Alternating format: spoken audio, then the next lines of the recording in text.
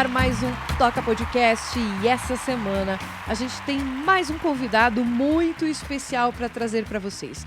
Mas antes de começar, eu já convido você a se inscrever aqui no canal, porque toda semana sempre tem uma entrevista muito legal e diferente com alguém que está circulando ou fazendo a diferença aqui na cidade e você vai gostar de assistir. Então não se esquece, deixa seu comentário, deixa seu like, participa, que essa interação é sempre muito importante pra gente. Paulo Sérgio, quem é o nosso convidado de hoje? Boa tarde! Sou muito suspeito para falar dessa pessoa, porque é um grande amigo. E só para não perder o costume, eu vou ler aqui, porque é muita formação.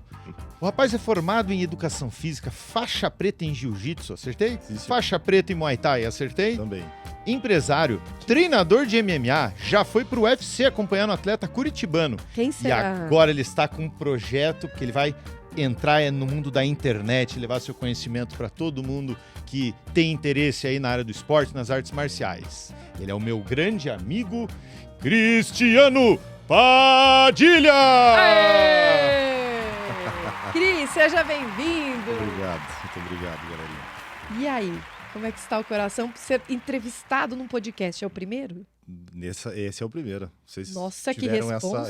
Viu só, hein? Ainda bem que estamos entre amigos hoje, né? Fica mais Cris, fácil, né? Ajuda um pouco, Tira a né? vergonha. ele te apresentou direito? Falou tudo isso, esse currículo inteiro? Faltou alguma coisa? Faltou só que eu sou árbitro de MMA também, né? Nossa! Caramba, então, pera lá. Árbitro de MMA, Cristiano Padilha! Como é ser árbitro de MMA? Você tem que decidir se o cara bateu mais pro lado, pro outro, se quebrou o maxilar do oponente direito? Como é isso? Um tanto quanto complicado. Não é bem assim, mas é bem complicadinho, né? Existem vários protocolos para ser seguido, né? Então precisa de um estudo também. Ser árbitro também é como treinar jiu-jitsu, como treinar muay thai. Você precisa, ou dar aula, né? Você precisa ter um conhecimento específico Anos de também. prática. Precisa ter chão, né? A gente precisa ter um pouco de estrada para poder... Porque ali, às vezes, é decidido tudo em fração de segundos, né? Tem que entender do esporte, na verdade, né? Precisa. Muitas vezes a galera pensa que o seu árbitro de MMA precisa ser faixa preta obrigatoriamente, mas não precisa, né? Não tem essa obrigatoriedade. Não tem. Você precisa, obrigatoriamente, você precisa estar treinando uma arte marcial. Ou jiu-jitsu, ou boxe, ou muay thai, você precisa estar inteirado com a prática, né? Porque o árbitro, né? Existe o árbitro, que todo mundo chama que é árbitro central, mas árbitro é árbitro. E juiz é o juiz lateral. Então, o termo, né? Quando a pessoa fala árbitro central, isso não existe. É árbitro. Árbitro é quem fica ali no meio, mediando as lutas. E nas laterais, quem julga a luta, né? Que tem o poder de julgar, são os juízes laterais. Entendi, Então, não sabia. Na verdade, você não precisa ser o faixa preta. Você só precisa estar com o acompanhamento técnico, né? Dentro da academia, porque você precisa prever muitas coisas, né? Por exemplo, se o cara tá lutando lá, ele encaixou um armlock, por exemplo, você precisa saber qual é a dinâmica que funciona o armlock para você também entender como você faz para interromper o golpe, se o adversário vir a submissão, né? E também fazer os cursos, né? Que é curso prático, curso teórico, tá constantemente estudo, vendo lutas, é um estudo também. Mas principalmente eu acho que isso tem um papel grande do árbitro na arte marcial, é não deixar o atleta talvez se machucar, né? Ou passar do ponto ali, né? A função principal do árbitro é um garantidor, né? A gente chama, né? O árbitro está ali como um garantidor de que o atleta não vai se machucar. Ele está ali para proteger ele, inclusive quando ele não puder mais proteger. Então, existem vários protocolos ali dentro, né? Que às vezes o pessoal que está assistindo uma luta de UFC ou que está fora ali não escuta. Mas a gente fala constantemente com o atleta, né? Então, por exemplo, se o cara está tomando uma blitz lá, que a gente chama que está tomando aquele sufoco e ele não reage à luta. Então, a gente chega a falar com ele até 3 vezes. Reage, senão eu vou parar a luta. Reage, senão eu vou parar a luta. Se ele não reagir, a gente tem que interromper. Então, às vezes, a pessoa vê lá a luta, assiste, pô, o cara já parou. Não, é porque a gente fala com o atleta. Se o atleta não nos der uma resposta, a gente obrigatoriamente tem que parar a luta. Existe um protocolo a ser Existe. seguido nesse momento. E já levou um golpe por engano nesse Já meio que já. aconteceu? Não, acontece. Na adrenalina, às vezes já aconteceu também de eu interromper uma luta que o atleta estava sendo finalizado e ele meio que bateu, mas ele não tá, ele estava ainda meio inconsciente, né? E quando eu interrompi a luta que eu tirei o adversário dele de cima, ele veio para cima de mim como se ele estivesse lutando comigo. Caramba! Aí eu tive que segurar ele. Existem também os protocolos ali, por isso que o árbitro precisa estar treinando, né? Porque se o cara não estiver treinando, ele não vai saber. Existem Vai vários apanhar de vídeos, graça ali, né? vários vídeos na internet que tem de árbitro arbitrando luta e acontece um nocaute, alguma coisa, e o cara volta lutando com o árbitro e o árbitro não sabe muito o que fazer. Então, essa é a diferença, né? aí me vem uma pergunta. Você acha... Claro, talvez eu esteja comparando laranja com maçã e não laranja com laranja. Uhum. Mas, por exemplo, se a gente fosse falar do árbitro de futebol, você entende que o árbitro de futebol, o cara que joga o futebol vai saber comandar melhor o evento que ele está ali arbitrando? Ou não necessariamente? Porque a arte marcial eu entendo, né? Mas a gente tem árbitro em outras modalidades, Sim. né? É muito difícil de falar assim, Paulão, porque o árbitro de futebol, ele não só tá ali com a maneira prática, mas também de julgar, né? Porque ele precisa julgar lá se aquilo que ela falta foi intencional ou não foi intencional, se teve realmente um impedimento ou não teve. Eu não entendo muito de futebol, mas eu penso assim pela prática de arbitragem, vamos colocar assim, né? O árbitro do MMA, ele tá ali só para proteger o decurso da luta, né? Quem tem que fazer o julgamento da luta são os juízes laterais. Então, a gente tá ali dentro para fazer somente aquilo para fazer a luta seguir dentro das regras. Então, golpe legal, golpe intencional, não intencional. Existe, né, como eu falei, uma infinidade de protocolos. Tem atleta malandro que usa de malandragem para poder querer ganhar a luta ou ganhar um tempo durante a luta, né?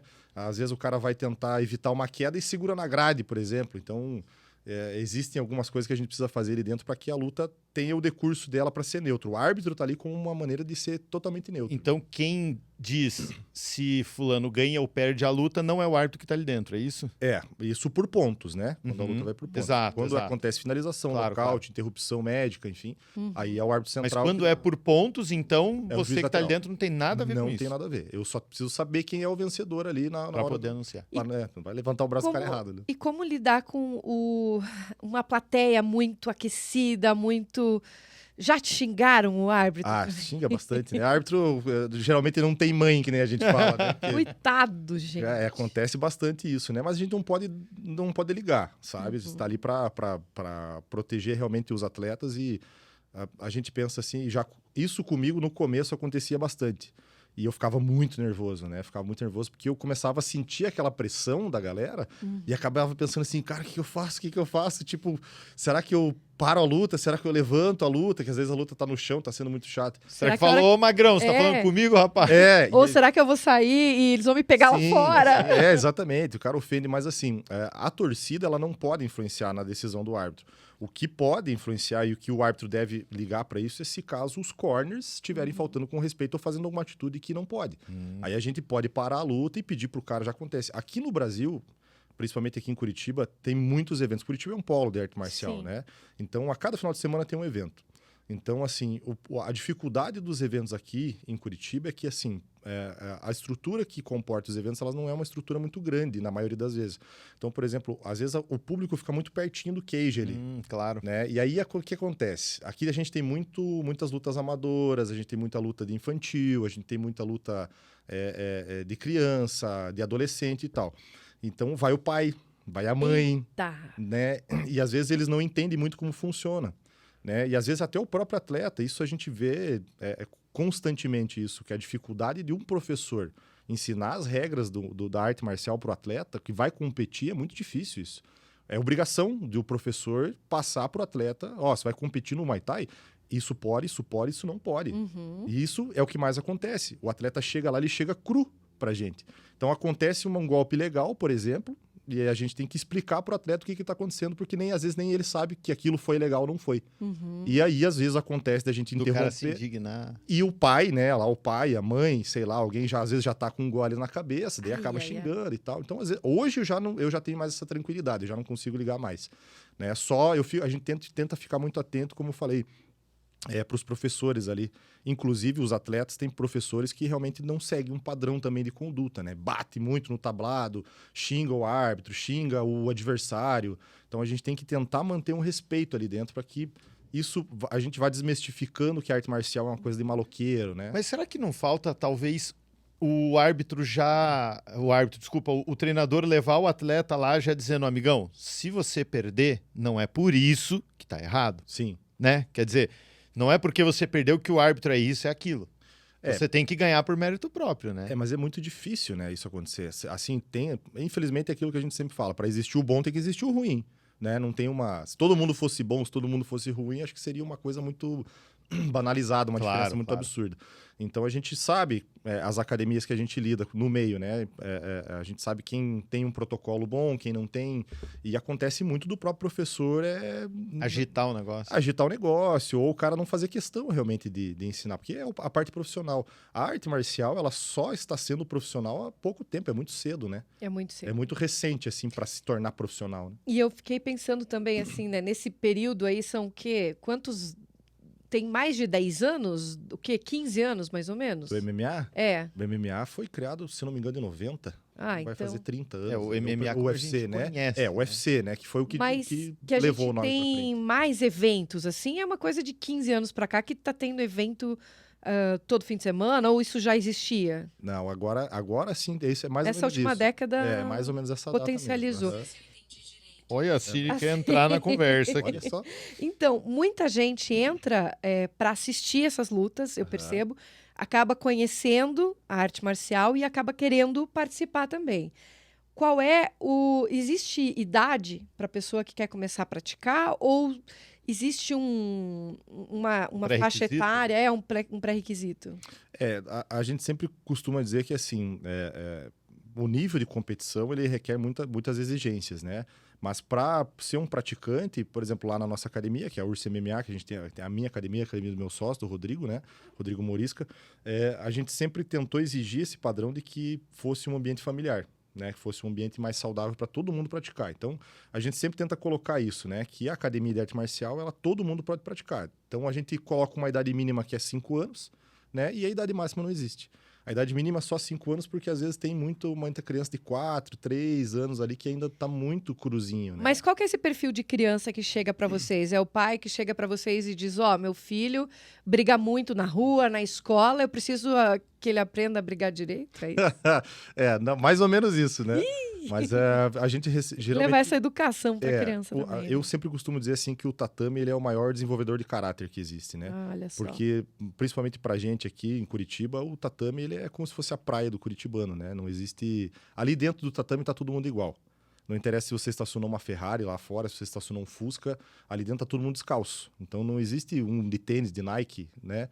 A gente tá todo mundo igual ali dentro do tatame. Então você tem que respeitar isso, porque se você chegar pra cima do outro batendo, tem uma frase que a gente fala na academia bem assim: se você bater forte, não espere carinho.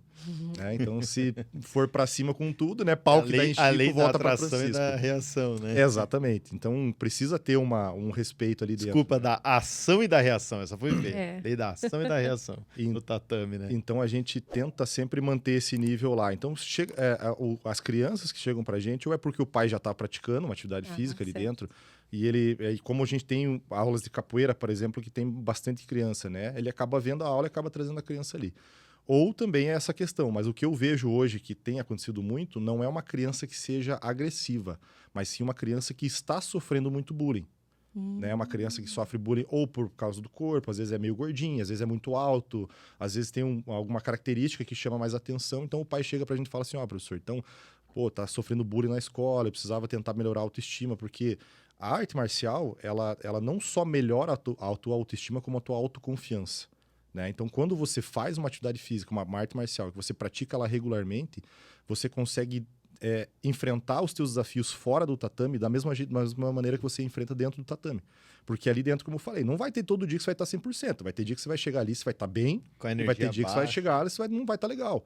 Né? E pra gente que é adulto, né? Eu digo isso porque pra mim mesmo, como lá no meu treino de jiu-jitsu lá, às vezes eu chego lá, não tô legal, mas eu vou, né? Faço a minha, não procrastino, chego lá e vou treinar.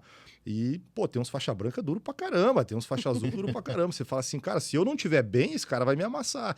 E eu vou ter que aceitar, porque aquele dia, né, não existe como. Porque assim, o jiu-jitsu te mostra muito isso, que se você não aceitar que o outro tá sendo melhor naquele dia, ou você vai apagar, ou você vai quebrar teu braço, teu joelho, teu tornozelo, a mão.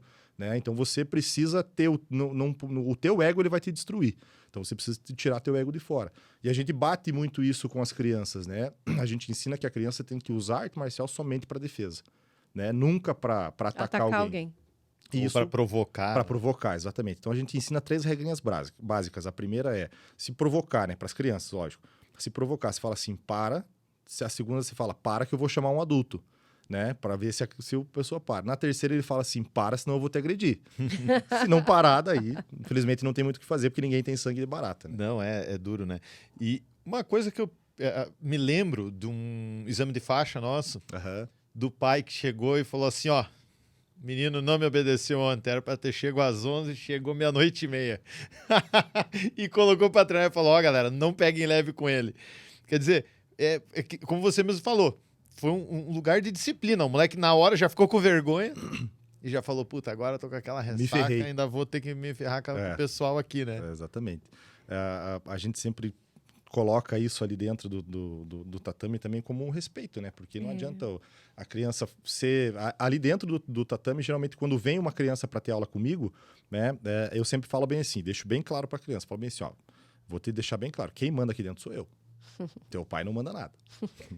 Teu pai, ele só vai assistir a aula ou vai ser o último a palpitar. Se você não obedece teu pai, exatamente. Aqui você vai me obedecer. Porque ele precisa entender. E na maioria das vezes os pais entendem, né? É óbvio que entende, tem pai que vai bater um pouquinho de frente, vai dar uma firmada, mas a gente também precisa mostrar para o próprio pai que ele precisa seguir as regras nossas, é a nossa regra, né? Como professor ali dentro, né? E a gente não tá ali para machucar ninguém, a gente não tá ali para... É regra de professor, né? Exato. Não, e é assim, a arte marcial, ela é baseada em filosofia, hierarquia e disciplina, né? Então, se a gente não colocar esses 3 pilares sempre em todas as aulas, a arte marcial ela vai deixar de ser... A marcialidade da coisa acaba se perdendo, né? Sim. Então, mais ou menos por aí. E eu te pergunto o seguinte... Hoje, na tua academia, ou, enfim, no personal que você eventualmente esteja dando, o que é a idade mais avançada que você já tratou com aluno, assim? Mais avançada, eu acho que foi... Acho que 50, 60 anos. Não, assim, pessoal mais velho, você já viu, sei lá... Na 70? nossa academia tem. Na nossa academia tem o senhor Munhoz, que é um senhor de 73 anos, se eu não me engano. Que legal. E a gente tem as criancinhas de 5 anos no mesmo tatame treinando. Isso é muito bacana, é muito bonito de ver isso, sabe? E vai bem o senhorzinho da faixa de 70 ali? Vai, bate forte. Consegue ensinar a molecada? Vai, bate forte. Que legal. Bate forte mesmo. E é uma válvula de escape também para aquelas pessoas que têm um ritmo de vida muito acelerado, né? Pode ser uma maneira de, né, extravasar também, né? Eu sempre procuro dizer assim pra galera que... qualquer atividade física, né, seja arte marcial, seja musculação, seja qualquer coisa, você tem que pensar primeiro pela parte de saúde. A parte estética ela tem que vir por segundo plano, né? Então, se você vai procurar uma atividade física hoje, nunca fez nada de atividade física, você vai procurar uma atividade física hoje, o conselho que eu dou é procurar uma coisa que você goste de fazer primeiro, que você sinta vontade. Depois vai partindo para outras coisas que você ainda não está com muita essa vontade, né? Porque, por exemplo, a pessoa só procura hoje uma atividade física por 2 meios. Ou porque ela teve uma experiência ruim, né? Seja, por exemplo, na arte marcial, vamos usar como exemplo lá, teve, sei lá, sofreu um assalto, uma agressão, né? E não quer passar por aquela experiência, quer tentar pelo menos saber se defender. Ou foi no médico e o médico deu aquele susto, falou assim, bichão, é o seguinte, se você não procurar amanhã, você vai morrer. Conheço alguém assim. Então, foi à toa que não é assim que a gente se conheceu, né? Então, só tem esses dois motivos, né? Então, a pessoa acaba tendo esses gatilhos para procurar. A estética, o pessoal que procura por estética, ele realmente tem uma terceira via, assim, um pouquinho mais longe, né? E... Às vezes já é alguém que está utilizando de outro formato de tratamento para atingir o objetivo estético. Exatamente. Ou quer variar, ou não deu também. Mas aí para chegar também no fisiculturista, ele chegou por algum motivo, né? Claro. Igual os atletas de arte marcial. E aí eu te pergunto, o bodybuilder, sim, dá para dizer que esse é um cara que está lá pela estética, pura e simplesmente, ou não sei, ou algum outro motivo, não sei. Assim, porque o nome bodybuilder, né, me sugere algo realmente que ele quer construir uma imagem do corpo dele. Sim. Não sei, posso estar falando besteira, é isso mesmo? Cara, não, na verdade, assim, eu vejo o bodybuilding como um estilo de vida também, assim como a arte marcial, o fisiculturismo, né? Porque a gente, às vezes, acaba comparando os esportes. Eu costumo não criticar nenhum tipo de esporte, porque eu acho que todo esporte tem o seu alto e tem o seu baixo, tem o seu bônus e o seu ônus, né? Todos os esportes têm isso aí. Mas eu dentro da educação física, trabalhando com isso, né, diariamente, eu vejo que o fisiculturismo ele é um estilo de vida. E o fisiculturista, nós lutadores, a gente tinha que aprender muito com os fisiculturistas. E os fisiculturistas aprendem com os lutadores também, né? Em que aspecto que eu digo? Por exemplo, o fisiculturista, a questão de alimentação dele, de treinamento, ele tem que levar ao máximo. Porque se ele pecar um dia, ele vai estragar o físico dele, o shape dele, para a competição que ele vai ter daqui 6 meses, por exemplo, entendeu? Então, ele tem que levar aquilo muito ao pé da letra. E o fisiculturismo, aonde eu entendo, onde eu vejo, é tentar mostrar para as pessoas qual é o máximo que um corpo pode chegar da perfeição. Né? É mais ou menos isso, é para poder mostrar para a pessoa. Ela, às vezes tem uma pessoa que ela tem uma autoestima baixa, ela tem, sabe, tentar inspirar as pessoas e mostrar diariamente, que hoje tem muito isso, né? Muitos canais no YouTube, tem muitos fisiculturistas que são youtuber, tem muitas pessoas que trabalham com a mídia social e mostram muito os bastidores, né? O treino, né? Que o treino do fisiculturista é realmente assim, não é o peso que você levanta que importa, né? E sim o teu físico que vai fazer diferença lá. O peso é uma categoria diferente, é o powerlifting ali, né? É o LPO. É como se fosse o objetivo correr a maior distância. Isso, e não é esse o caso do é tentar chegar o mais perfeito possível de um físico. E mesmo assim, às vezes, acaba não chegando, porque são biotipos diferentes, né? Sim. Então, por exemplo, tem pessoa que tem ombro mais desenvolvido, tem pessoas que não tem perna, coxa desenvolvida, né? Então tem que se encaixar dentro das categorias que tem o fisiculturismo ali para poder mostrar o corpo. Mas isso não deixa de ser também uma motivação para as pessoas, né? Porque às vezes a pessoa tá ali, ela vai treinar, mas ela não tem um gatilho, não tem uma vontade e tal, e acaba... O que eu sempre dou a dica para os meus alunos, né? Eu falo bem assim, vai ter um dia que você não tá bem, que você não tá afim de treinar, mas teu treino é daqui, tipo, 1 hora, 2 horas. Põe lá, cara, um vídeo de alguém que você se inspira, né? De uma personalidade que você se inspira e começa a ver os vídeos dela. Isso automaticamente vai te dando uma impulsão, isso vai te dando uma motivação. Você fala, cara, eu vou treinar hoje. Hoje eu vou treinar, vou chegar lá, vou treinar. Porque é mais assim, eu tentar ser cada dia melhor daquilo que eu fui ontem, sabe? Não é tipo, vou chegar lá, vou colocar 50 quilos no supino de cada lado e vou levantar. Cara, a gente que já tem mais tempo, tanto na arte marcial quanto pra musculação, eu vejo que assim, cara, se eu chegar lá todo dia, se quiser levantar sempre mais peso e mais peso e mais peso, uma hora vai dar ruim. Sim. Uma hora você vai ter uma lesão. E só quem passou por lesões difíceis, assim, sabe o valor que dá. Porque quando você tem uma lesão, você vai ficar muito tempo afastado daquilo que você gosta. E daí como é que vai fazer, entendeu? Então você precisa conhecer teu corpo e teus limites também. Sem contar a dor e todo o sofrimento de recuperação, Bastante. lento, então tem que pensar muito. Eu já ia ser aquela pessoa que ia chegar desanimada, se ia falar isso pra mim, pega um vídeo, eu ia pegar o rock, né, Balboa. O rock é sensacional. Mas eu acho que você deveria ir para o rock crossfiteiro. Esse é bom, esse também o rock crossfiteiro... Essas pessoas que tiram sarro, assim, que brincam com isso, vocês curtem também ou veem isso como um... Nossa, não é legal o que esse cara tá fazendo? Não, a gente gosta também. Levar pro humor, né? A gente tenta desmistificar também, né? Porque a gente sabe que todo mundo tá lidando com os seus demônios diariamente, então a gente também, né? É o que eu sempre digo, assim, que na faculdade eles ensinam a gente a lidar com a cabeça do aluno, mas não ensinam a gente a lidar com a nossa, né? Então lidar com a nossa também é difícil, mas a gente sempre tenta colocar para o aluno que, por exemplo, o aluno ou até para o próprio atleta, né? Se você perder para um dia de chuva, um dia de frio, você vai querer ganhar de quem? Nossa, eu adorei essa frase agora. Agora bem tem isso. mais Não, uma isso, coisa. é porque isso reflete uma coisa que eu penso também, né? Quando às vezes o pessoal fala, mas você vai sair agora já no Mas tá frio? chovendo. Mas tá chuviscando. Eu falo assim, cara, e é bem isso mesmo. Acho que eu nunca lembrei exatamente dessas palavras, mas é meio assim. Eu penso, assim. Eu falo assim, cara, você acha que é uma chuvinha? Né? A minha resposta... A academia tem telhado, né? Você acha que é uma chuvinha que vai fazer eu ficar em casa? Tá bom. É. Mas no fundo é isso mesmo, né? Tipo, cara, se eu perder pra chuva e pro frio, vou ganhar de quem, né? Porque pra competição é assim, né? Pro nível de competição é assim. Imagina, uma luta de MMA profissional, ela dura 5 minutos, um round de 5 minutos. Então, o atleta, para ele ganhar uma luta de um round de 5 minutos, às vezes é óbvio que acaba em menos tempo. Mas o cara tá lutando ali, tá diariamente, é no mínimo 3 meses de preparação. Pro cara que é um fisiculturista para subir num palco, também basicamente a mesma coisa. São 3 meses de preparação. 3 meses pro cara que já está em nível... Já está fazendo alguma coisa a tempo, E 3 né? meses ralando. É 3 meses ralando. É abdicando de muita coisa. Quem começou ontem, né? Não são 3 meses pra mim, né? Que tô aqui. Infelizmente é isso que mostra a régua da galera, né? Que a gente coloca, que é o filtro, né? Porque querer lá, no final da luta, levantar o bracinho, tirar aquela fotinha lá, todo mundo quer. Mas pagar o preço pelo processo...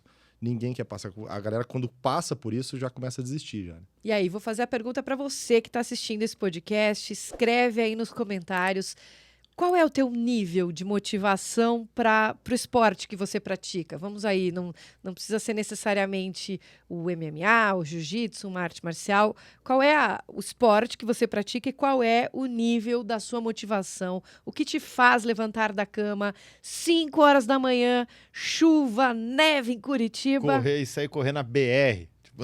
Né? Tem. Com vento, né? Com vento. Com vento e shortinho curto ainda, Isso. né? Que é pro bicho pegar nas pernas mesmo, exatamente. né? Outra curiosidade, Cris, a gente percebe que no tatame, vocês estão lá, no octógono e nos outros que eu não sei o nome, e vocês todos têm aquela personalidade bem marcante no momento que vocês sobem lá, que como você mesmo falou, todo mundo é igual, tá todo mundo de pé no chão. Porém, todos muito tatuados. Bastante. O que representam essas tatuagens todas? Acho que isso vai bem particular, né, de cada um, mas as minhas, pelo menos, eu sempre quis colocar uma questão do que eu pratico, né? Que eu vejo assim, por exemplo, é como a própria rede social, Instagram, as coisas, né? Eu acho que a pessoa que posta bastante coisa no Instagram, geralmente ela posta aquilo que ela se orgulha.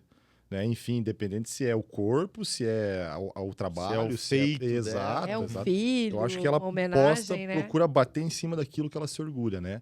E as minhas tatuagens eu sempre quis colocar sempre aquilo que eu trabalho, né? Então tudo é relacionado à arte marcial, né? Já teve uma tatuagem engraçada que você chegou a olhar para o teu oponente e começou a rir na hora, ou, né, já quebrou.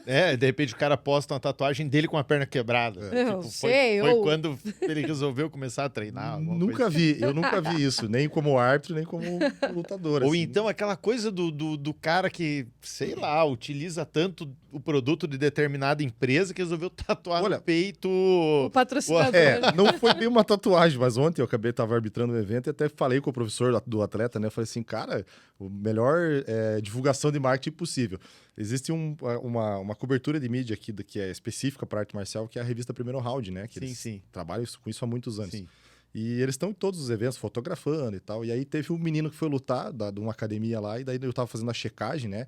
Que a checagem é quando a gente vê se o atleta não passou vaselina no corpo e tal, né? Se tá tudo ok, se tem coquilha, protetor. Que isso também acontece do cara chegar lá na hora e não ter, né? Tem muita bizarrice que acontece no meio da luta, né? E o cara, ele meio que fez um desenho da logo aqui no peito, né? E, cara, ele lutou com a logo no peito. Então, não foi meio uma tatuagem, mas foi parecido com isso, né? Então, Vai fazer uma de rena. E ele acabou de falar, né, disso, né? De fazer a checagem e tal. E me lembrei que lá no início você falou que tem atleta que eventualmente sobe o tatame ali com uma malandragenzinha, né? Sobe. Cara, que malandragem que um cara de shortinho e uma luva podem fazer. Várias. Conta pra quem não sabe, porque pra Várias. gente que não tá dentro ali do Aham. negócio, vamos dizer, eu fiquei raciocinando aqui, não sei o que eu faria. Existe muita bizarrice assim no meio. Quando a gente se torna árbitro, a gente começa a ver também abre a cabeça para ver muita coisa que a gente não via antes, né? Como eu falei, assim, que a gente começa a perceber que o atleta, ele não entende a regra do esporte que ele pratica, né? Então, lá, existem muitos protocolos, né? Um evento sério, vamos dizer assim, né? São poucos os eventos que são sérios também que a gente consiga fazer isso. Porque, por exemplo, tem evento que tem muitas lutas, né? Um evento que é um evento grande, os eventos notórios aqui do Brasil, geralmente eles têm no máximo 12, 13 lutas ali, no máximo. Então, é um evento que eles vão enrolando um pouco também por causa da mídia, por causa de visualização e tal, né? Para poder dar aquele tempo certo de televisão também. Então, o evento que é assim, ele chega a durar umas 6 horas no máximo. Mas os eventos aqui menores, aqui de dentro da cidade, por exemplo, contém muitas lutas amadoras, né? Então, às vezes, acaba tendo, tipo, 30 lutas amadoras, assim. Então, o evento Acabam começa às sendo 4 mais da rápidos os tarde. rounds. Não, muito pelo Não, contrário. pelo contrário? Começa às 4 da tarde, o evento acaba 1h da manhã, meia-noite. Assim. Nossa! Porque aí que tá, porque daí é um evento menor. Aí, imagina, tem muito atleta que é o que dispersa, né? A gente chega lá no evento e tal, se preparando, né? Existe uma questão de você verificar o cage para ver se não tem alguma uma coisa ruim ali que o atleta vai se machucar.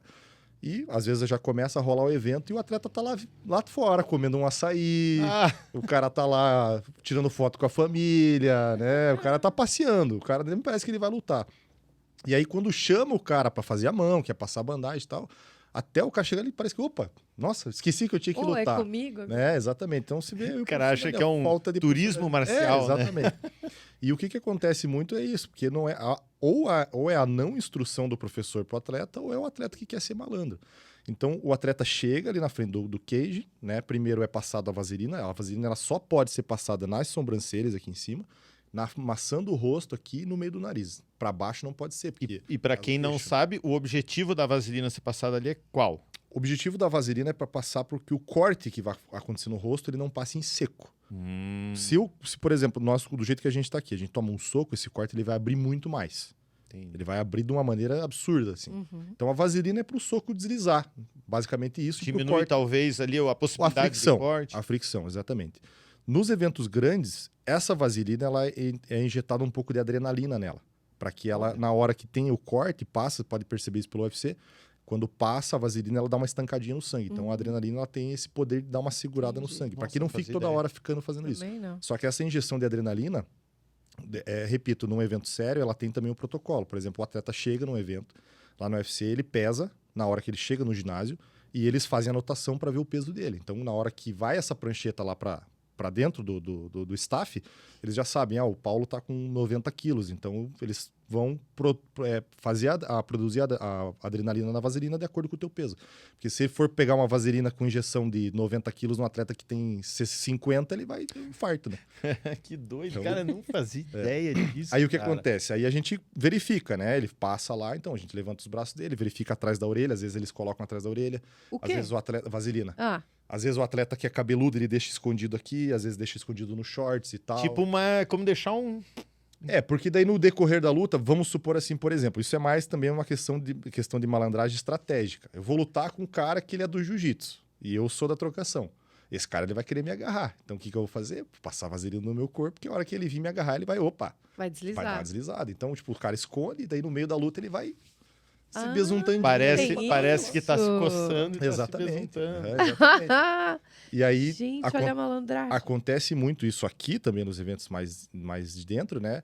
Da própria bandagem, da mão, né? Nos eventos grandes, quem faz a bandagem é só o cutman, né? E o cutman, geralmente, ele é um profissional da área da saúde, ou bucomaxilo, ou dentista, ou né, otorrino, para poder também, porque é ele quem faz o nome próprio já diz, né? Quem costura os caras ali dentro do octógono, né? Então, Depois ele tem da partida. então ele tem que ter também o conhecimento da face do atleta, porque é onde mais pega. Aham. Então são eles que são responsáveis por fazer a mão do atleta.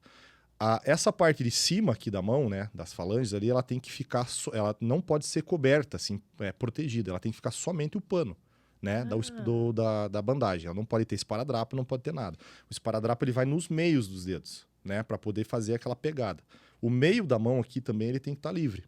Então, quando o atleta chega pra gente, ele mostra a mão assim para ver se o meio tá livre por causa da pegada. aí E ele vira a faz, mão, né? ele vê as unhas dele, e a hora que fecha aqui, a gente aperta para ver se não tem nada. Aqui o que acontece? Muito malandro faz a bandagem e faz um travesseirinho, que a gente chama, acaba colocando pilhas. Aqui. Mostra um pouquinho mais alto pra quem tá... Levanta a mão um pouquinho. Ele, Aí. em cima, ele coloca uma pilha aqui, né? E aí ele passa a bandagem por cima. Capaz. Pilha? Uma pilha normal, assim, pilha de controle e tal. Ah. Daí, na hora de bater na cara do adversário, ela pega a parte só mais dura. Nele, ele vai sentir muito mais. Nossa. Caramba, Então, hein? acontece isso Já bastante. aconteceu de ter alguém com algum implante na mão? Implante não, mas já aconteceu da gente pegar o atleta com isso aí. Daí tem que fazer o cara voltar, refazer. Caramba. Se o cara. E ele tem um tempo pra fazer isso, né? Porque imagina, por isso que eu falo assim, que às vezes ou é malandragem ou é desconhecimento da regra. Né? E você pra fazer um esporte, onde às vezes o atleta tá lá, isso acontece bastante. O cara vem lá, às vezes a gente já conhece a figurinha carimbada, né? Sim. Aí, porra, o Paulo, cara, você tem 15 lutas. E o cara chega ali e fala assim, meu irmão, você tem 15 lutas, cara, você não precisa fazer isso. Você Pois sabe é. como funciona. E coloca em xeque as 14 anteriores. Ali, né? E aí o que acontece? O cara pega e daí você fala assim pra ele, eu descobri, então você tem 5 minutos pra você trocar. Pra fazer uma mão, pra fazer uma bandagem, você leva Demora. muito mais do que 15 minutos, entendeu? Porque você tem que fazer, às vezes acaba dando errado e tal. Então o cara assume o risco de chegar ali, mostrar pro árbitro, o árbitro vê, ele fala, agora eu vou ter que voltar lá fazer. De perder por WO, E daí, porque Ou não vai dá dar o cara tempo. sai, é. Daí a gente tem que desclassificar o atleta, porque realmente isso já aconteceu, já várias Mas vezes. você já pegou pessoalmente Já, esse tipo já. de malandragem? Eu não peguei eu como fazendo a Sim. parte de checagem, mas eu tava numa luta onde eu tava sendo o árbitro, né, do centro, e a gente acaba vendo lá fora quando o atleta chega e tal. E aí ele chegou e o meu companheiro que tava lá, ele pegou, ele pediu pro cara voltar a Tipo, refazer a mão. opa, caiu uma pilha aqui no tatame. Ah, não, é do meu controle. Não, mas é que você aperta, né, a mão pra você sentir se tá duro ou não. A luva que eles utilizam no MMA é uma luva fornecida pelo evento ou ela é uma luva que ele trouxe de casa? Porque aí também dá pra ter uma malandragenzinha Dá. na própria luva, não? Aham, é uma luva que o evento fornece. Tipo, imagina um pozinho de metal na Imagina. luva, assim, alguma coisa pra deixar ela mais... Não, e outra coisa que eu também fiquei pensando agora, né? A pessoa que tem um problema de visão, enfim, ela vai de lente de contato, porque de óculos não dá pra lutar, né? Boa pergunta. Como é que É, faz? isso Nunca não voou é- uma lente ali no... Não, isso não é. A gente não tem como verificar isso, né? A pessoa não luta de óculos, Não né? luta de óculos, não pode. Mas a lente de contato, às vezes tem gente que luta, né? Mas tem gente que não. Porque as lentes hoje também não tem lente de vidro, né? Só a lente. É. Né? Ah, sim, tem a lente gelatinosa, né? Então ela não Provavelmente acaba vai. não prejudicando o atleta, assim. Agora, toda a partida, vamos lá, vamos fazer uma porcentagem aí. De 10 lutas, quantas tem um nariz quebrado? Olha, um nariz quebrado eu não diria, mas algum rasgo, alguma situação assim, a maioria das lutas vai ter. As lutas profissionais, elas têm cotovelada, né? Então, assim, acontece muito de ter muito estrago. O cotovelo faz muito estrago, né? Já aconteceu de eu arbitrar uma luta e eu ter que interromper a luta em 2, 3 minutos porque abriu o corte tão grande na face do atleta, na testa, que estava com exposição do crânio. Então, eu tive Caramba! que parar a luta, né? Isso também é um protocolo, né? Por exemplo, assim... o que acontece? Vamos começar lá do início para o pessoal Mas daí o poder cara entender. perde ponto? Não, então, vamos começar do início para o pessoal entender. Quando a gente chega num evento que é um evento grande, a gente recebe uma escala como árbitro. Ó, Paulo, você vai arbitrar a luta do fulano. Beltrano, você vai arbitrar a luta do ciclano. A gente pega aquilo e vai no vestiário, chega lá e fala assim, ó, Lana, tudo bem? Então, eu sou o Cristiano, você é o árbitro da sua luta. Eu trabalho desse jeito. Eu já explico para você. Eu trabalho assim. Se você estiver tomando um sacode ali e eu falar com você, você não me responder, eu vou parar. Então, você já está ciente, você está assumindo esse risco que a gente está conversando aqui. E aí eu explico as regras, porque isso também acontece muito. A gente chega assim e fala assim, Paulo, eu sou o árbitro da tua luta e tal, você tem alguma dúvida em relação às regras? Não. Então, você sabe o que pode e o que não pode. Ah, mas o que pode, professor? Ah, Nossa, Acontece mas daí é isso. muito amador, né? Aí a gente explica e tal. Vamos lá para a luta, lá na hora da luta. Chegou na hora da luta lá, então tem todos os protocolos que a luta acontece ali dentro. E aí... acontece muito de o atleta ali no decorrer da luta, ele também acontecer de dar uma de malandro, né? Que daí de tentar ser, mesmo conhecendo a regra, ele tentar se safar fazer por... de de desconhecido. famoso John Armless, né? De desconhecido e tal. Até me esqueci qual era a pergunta. Não, que eu disse assim, a pessoa ganha ponto? Não, ela perde... Ó, o que acontece? Ela perde ponto. Quem quebra a cabeça do outro perde ponto? Não, aí depende da situação que aconteceu. Né? Nesse caso, por exemplo, a luta estava acontecendo e tal, os dois atletas... O atleta que perdeu a luta, ele estava ganhando. E o outro estava tomando um atraso. E no meio da luta, esse que estava tomando um atraso, ele tirou um golpe da cartola que foi uma cotovelada. E nessa cotovelada abriu aqui. Só que eu estranhei porque não sangrou. Então, geralmente, na face tem muita circulação Sangra. de sangue. Então, ela sangra com abundância. Então, eu até estranhei porque não sangrou assim, não começou a sangrar. E a gente só pode interromper a luta se ela dá uma esfriada. Ou se o sangue estiver saindo com muita abundância. Só que o sangue não saiu. Aí eu peguei e parei a luta, né, e tal. Pedi, os dois atletas estavam no chão, pedi para que eles se levantassem, interrompi a luta. A gente para o tempo e tal. Você tem que separar os atletas para eles não brigar, porque isso acontece vez ou outra. E aí eu chamei o cara aqui na minha frente e eu olhei, só que eu, como árbitro, não posso mexer. Então, o que eu tenho que fazer? Eu tenho que pegar e chamar o médico. O profissional. Aí o médico veio, daí você fica ali junto com o médico para Foi nós lá, dois bateu, conversar. viu que não era um capacete implantado, É, que era aí- um crânio mesmo. Aí o médico, ele pegou e deu aquela... ele abriu assim, né? A hora que ele Aham. abriu, que eu vi que tava com a exposição do crânio, na hora eu já parei a luta. Não, parou. Aí o cara entendeu, só que eu tive que explicar para ele. Eu falei assim, ó, campeão, infelizmente não tem como deixar você continuar, porque se você tomar mais um soco, você pode abrir. Tá, e mas tal. daí... Ele perde a luta. E aí que eu acho que talvez fosse a tua pergunta e a minha dúvida. O cara que tomou o soco e por causa dele a luta parou, esse é o cara que perde a luta? Esse é o cara que perde a luta. Porque daí é uma interrupção médica. Então, a luta, ela termina assim, ou por pontos, ou por submissão, quando o atleta bate, né? Ou quando é por nocaute ou por knockdown, que a gente chama, né? Que o knockdown é quando o cara quando cai, apaga, mas é ele... isso? né? Aí ele fica ali atordoado e o outro fica batendo, a gente tem que E tem, digamos assim, aquela coisa do cara falar assim, bicho, você ganhou por pontos, cara. Pá, eu ganhei de nocaute, né, amigão? Tem essa coisa assim entre os lutadores, assim, ou não? Essa... Digo, você busca, o teu objetivo Soberba. é ganhar por nocaute sempre ou é só ganhar? Eu acho que todos eles, né, querem ganhar, no MMA, pelo menos todos eles querem ganhar ou por nocaute ou por finalização. Isso é bem Certo. fato, né? Porque, assim, por exemplo, o UFC lá, que é um dos maiores eventos, que é onde todo mundo galga chegar, né? O UFC, ele paga bônus, né? Então, tipo assim, se o cara teve o melhor nocaute da noite, ele ganha a bolsa dele mais um bônus. Se ele deu uma boa finalização, ele ganha a bolsa dele mais um bônus. Então, todo mundo busca isso. Mas quando a luta é por pontos, eu penso assim, porque ou a luta foi muito boa, né? Porque ficou muito pau a Equilibrado. pau ali, ou ela foi muito chata. Muito Isso morna, acontece também, né? Por exemplo, luta de peso pesado. Luta de peso pesado, ela só tem duas vias. Ou ela é muito top, a luta é muito massa, os dois se doam ali dentro e tal. Ou ela é muito chata. lenta, né? Os caras ficam se Eu amarrando, tenho essa ficam se percepção enrolando. também. Às vezes, quando tá passando alguma coisa assim na TV, eu olho pra ela e digo, esse é massa porque são os magrinhos. Os magrinhos são rápidos, são né? rapidinho, né? São Nossa, rapidinho, eles né? voam, né? E as meninas, né? As meninas. Gente, você Não, vê as luta de mulher, atletas normalmente é bem mais emocionante que luta de homem. Cara, a São mulherada tá à Cara, vontade. boas e elas sofrem um pouco com o cabelo, né? Então tem que amarrar, fazer trancinha, Tem. tem que prender. É complicado. É bem complicado. Mas eu digo assim que também as meninas a gente tem que valorizar demais, cara, porque elas têm sido... elas alavancaram também o mundo do MMA de uma maneira muito grande, né? E a percussora disso, quem ali pavimentou o caminho no MMA, por exemplo, foi a Ronda Rousey, né? Que foi a mulher de sim, mais sim. notoriedade, né? E uma pergunta de leigo, né? De quem não entende. Às vezes é a dúvida de muita gente, né? Existe alguma categoria, sei lá, algum evento que permita a mistura dos sexos no tatame? Assim, gêneros. deliberadamente. Tenha o mesmo peso ou, sei lá, tem algum critério que possa fazer com que uma mulher e um homem que desejem... Ou entre também si, uma mulher ou vai que se ser identifica com o gênero Aham. masculino e quer mas lutar. ou vai ser, existe ou vai esse ser negócio? sempre dividido. Vai ser sempre aquela coisa, categoria masculina, Homem e categoria mulher. feminina. Existe isso? Pra arte marcial, eu nunca vi isso e eu acho que vai ser muito difícil de acontecer. Artes mistas. Por quê? O que acontece? Por exemplo, assim, o que o pessoal tem que entender, e não puxando nada para lado, vamos colocar para um lado científico aqui. Mesmo que uma pessoa mude de gênero, o biotipo dela não vai mudar. Então, por exemplo, assim, nós dois, nós temos uma capacidade muito maior do que o corpo da Lana.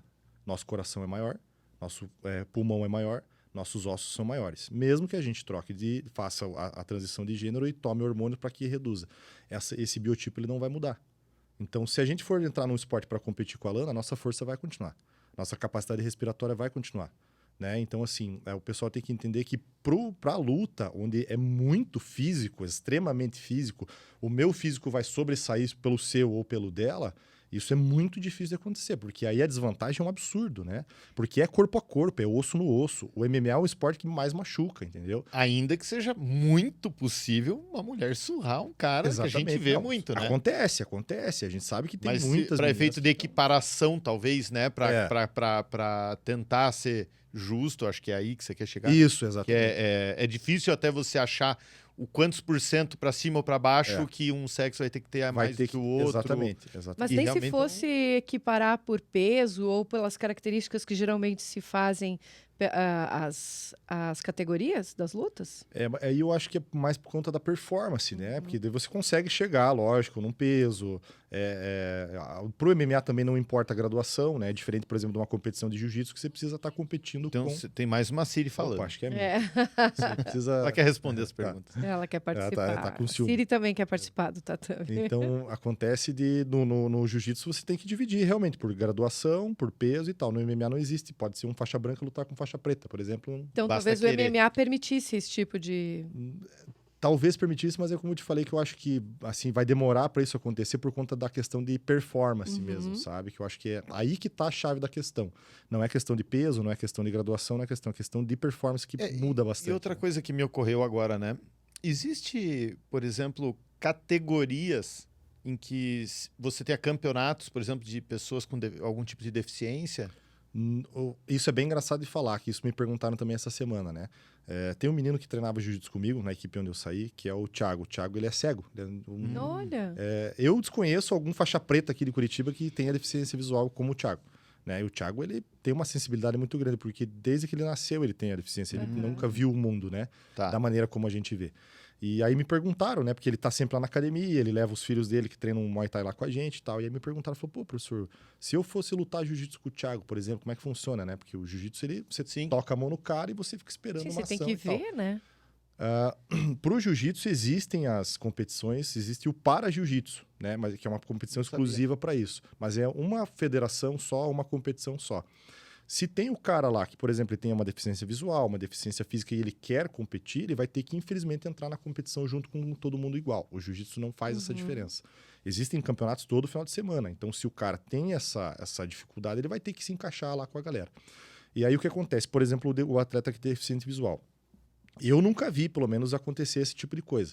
O árbitro chega, ele faz um acordo de cavalheiros. Ele fala assim, ó, Paulo, pô, o rapaz aqui é deficiente visual, você quer estabelecer a pegada já com ele? É muito difícil do cara falar assim, não, azar, se vira. É muito difícil, porque eu acho que isso é ser muito babaca, ser muito escroto uma pessoa assim, né? Sim. Aí também sai fora da arte marcial também, né? Claro. Tem muita gente que fala, não, cara, lógico, vamos fazer a pegada aqui já. Aí ele dá o combate, os caras já começam com a pegada. Claro, Imagina claro. um cego procurando lá o Mas cara, assim, né? você falou que tem campeonatos com regularidade. Existe em nível nacional, nível mundial também? Tem? Também. Existe nível legal, mundial. cara. Então você vê, assim, você não vê com a mesma frequência que a gente vê um atleta normal, mas você sempre vê um atleta com deficiência praticando. E o Brasil tem algum grande nome, alguém que se destaque não, assim? da parte nossa da arte marcial, não me vem ninguém na cabeça, assim, né? Infelizmente. Mas é interessante isso, né? Porque, como a gente estava falando no início ali, se a arte marcial traz esse aprendizado, essa coisa, essa questão também de tolerância, de ensinar as pessoas. Ela é inclusiva também. Exatamente. É aí que eu queria chegar. Então, há uma porta aberta para todo mundo. Bastante. Do mesmo jeito que a gente falou do assunto anterior, da questão de ser uma coisa mista também, que tá para desmistificar, existe também essa questão da inclusão. O que eu vejo que, assim, qual é o problema principal? Por exemplo, lá, a gente tem muito atleta trans, né, no vôlei, né? Que eu vejo no vôlei, na natação a gente vê bastante. Tem bastante. É muito mais fácil a inclusão ali, porque ele é um esporte mais sociável, né? As meninas, elas se entendem entre elas, né? Muito mais fácil. A arte marcial, ele é um ambiente machista. É um ambiente extremamente machista, é um ambiente extremamente tóxico, é um ambiente extremamente de ego. Então, se você for incluir isso nesse ambiente, você vai ter que trabalhar e bater muito em cima até que as pessoas entendam. E o que eu vejo que é a maior dificuldade? Os mais antigos trabalharem com isso. O pessoal que é mais ou menos da nossa idade, eles até têm a cabeça mais aberta, tanto para isso quanto para desenvolver a própria empresa. Por exemplo, lá a gente tem a nossa academia, a gente tem a TFO, que é uma empresa que gerencia a carreira de atletas, né? E a gente consegue trabalhar aqui, dentro da arte marcial, ele tem muito esse ego de, eu sou da equipe tal e você não pode treinar com o fulano da equipe X. E você não pode passear na equipe do cara porque só você a não minha pode equipe ter amigos da academia do outro lado da rua. E isso é um pensamento da galera mais antiga, que eles são muito old school, assim, que a gente fala assim, que o cara chega lá e fala... Há uma hierarquia? Isso? Não, é ego. O cara chega lá e fala bem assim, o moleque aí pegou a faixa preta ontem, eu tenho 15 anos de faixa preta, eu não preciso estudar, eu não preciso fazer isso, não preciso fazer aquilo. Cara, acho que só por o fato dele ser faixa preta, ele já sabe tudo. Então, né? Na verdade, talvez não seja nenhum machismo, mas vamos dizer, há uma espécie de coronelismo. Vamos dizer assim, pessoas que acham que querem atrair para si certos méritos, certas coisas e que não se mistura. Não, eu acho que realmente é machismo mesmo, sabe? Acho que é machismo? É machismo mesmo, porque assim é muito difícil, até pro próprio atleta, e isso eu já presenciei, de estar lá no tatame treinando e ter uma menina treinando jiu-jitsu, por exemplo. E a menina é boa. E ela dá um pau nos caras, ela dá um cacete nos caras lá. E os caras começam aí a ser grosso com ela, machucar a menina, só pelo fato de que ela foi melhor do que eles. Entendeu? Aí o cara começa a ir pra grosseria, o cara começa a fazer coisas que ele faria com um cara numa competição. Meter o cotovelo na cara, meter, tipo, sabe? Começaria a usar aquilo que a gente sabe que não pode, a malandragem pra tentar... Porque a menina foi melhor, ou a menina ofereceu uma resistência. Pra não dizer que foi submisso a Exato. É antiesportivo, né? É muito. Então é muito difícil. É bacana. Muito difícil. Mas também não dá para os caras pegarem leves só porque é mulher, não, né? A mulherada também mas defende bem. dentro do regulamento. Eu acho que tem que ter um meio termo, assim, sabe? Porque o regulamento, na verdade, é para proteger as pessoas, né? Claro. E protege Independente até se é homem ou mulher. Mas eu digo não só a proteção física, mas a proteção em que você sabe até onde você pode ir. E há quem diga que a pessoa é livre quando ela tem a regra clara do que ela pode e o que ela não pode fazer. Ser livre, ser totalmente livre sem regra alguma, isso não é ser livre. Isso é você poder, na verdade... Você é anarquista, né? Sim, mas aí alguém pode chegar e impor algo para você e você vai dizer, não, mas isso não está na regra. Mas você não segue regra. Então, na verdade, o que te torna livre é saber até onde você pode caminhar, né? Mas eu vejo que isso que a gente está comentando agora é mais o que acontece dentro da própria academia, assim, do treino, sabe? Não da competição e tal, né? E eu gostaria de mudar um pouquinho de assunto, porque você já acompanhou o atleta teu aí pro MMA. Para onde que você foi mesmo com o atleta? Pro UFC que aconteceu em Sacramento, na Califórnia. Sacramento. O atleta era o Wellington Turman. E na época, assim, deve ter sido uma experiência muito legal para quem vive vamos dizer assim, né, de querer popularizar a arte marcial e tal. Tá lá no ambiente que é tão televisionado, que é tão... deve ser uma experiência massa. Para mim foi um sonho, assim, cara... Puta, eu não tenho nem como te descrever, porque eu cheguei no UFC com 28 anos, sendo treinador, né? E, na minha época, eu tenho 32 agora. Eu eu assisti o UFC, eu cheguei a assistir o UFC por fita cassete. Né? Tinha que ir lá alugar na locadora, esperar Pride antes sair. do O UFC, Pride, né? Exatamente, e tal, para você poder ver assim e tal. E assim, o que é mais icônico e o que é mais memorável do UFC é que é o famoso Bruce Buffer, né? Que é o announcer lá que fala, it's time e tal. Que eu tentei invocar aqui no Você começo. conheceu? Cara, o cara é sensacional, o cara é muito 10, Que assim, bacana. não tem... O UFC, ele é uma empresa muito grande. Uhum. E eu tenho pra te dizer, assim, que não existe uma pessoa do staff do UFC que te trate mal. Lá nos Estados Unidos, eles tratam realmente o atleta como se ele fosse um ouro, como se ele fosse uma estrela de verdade. Então, eu acho que tá aí também a dificuldade que é o que a nossa empresa TFL bate para poder preparar a carreira do atleta para que quando ele chegue num evento desse, ele não sinta o baque. Uhum. Porque aqui ele não tem essa tratativa. Aqui a gente sai com uma camisa de arte marcial na rua, tá todo mundo... Tá tudo certo. Né? Tipo, o cara, é só mais um, né? Só mais um. Você entra numa farmácia, é só mais um. Lá nos Estados Unidos, quando você andava com as camisetas do UFC e tal, todo mundo já começava a perguntar se você era lutador, posso tirar uma foto e tal. O pessoal tem essa o cara tratativa, tá com sabe? a camiseta pirata comprada no camelô. E aqui, Tá bom. é só mais um, né? Então lá é totalmente diferente a tratativa. Aqui é muito zoado, né? Mas Ou não? o brasileiro, ele é bem visto lá fora, no mundo das artes marciais. Todos os cantos, eu acho que assim, é difícil uma academia de arte marcial fora do Brasil que não tem pelo menos um brasileiro dando aula. Capaz. É muito difícil. Tá, mas o lá fora que vocês falam é só Estados Unidos ou Não, onde mais não. tem essa... Admiração pro brasileiro. Estados Unidos é muito forte e os Emirados Árabes são muito fortes também. Que é o sonho de todo atleta ou todo professor que trabalha com arte marcial aqui, trabalha lá fora com isso, né?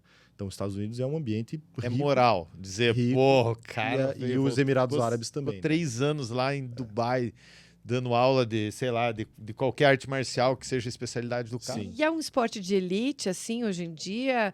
Ou não? Assim, o cara consegue com um patrocinador do zero, consegue chegar lá?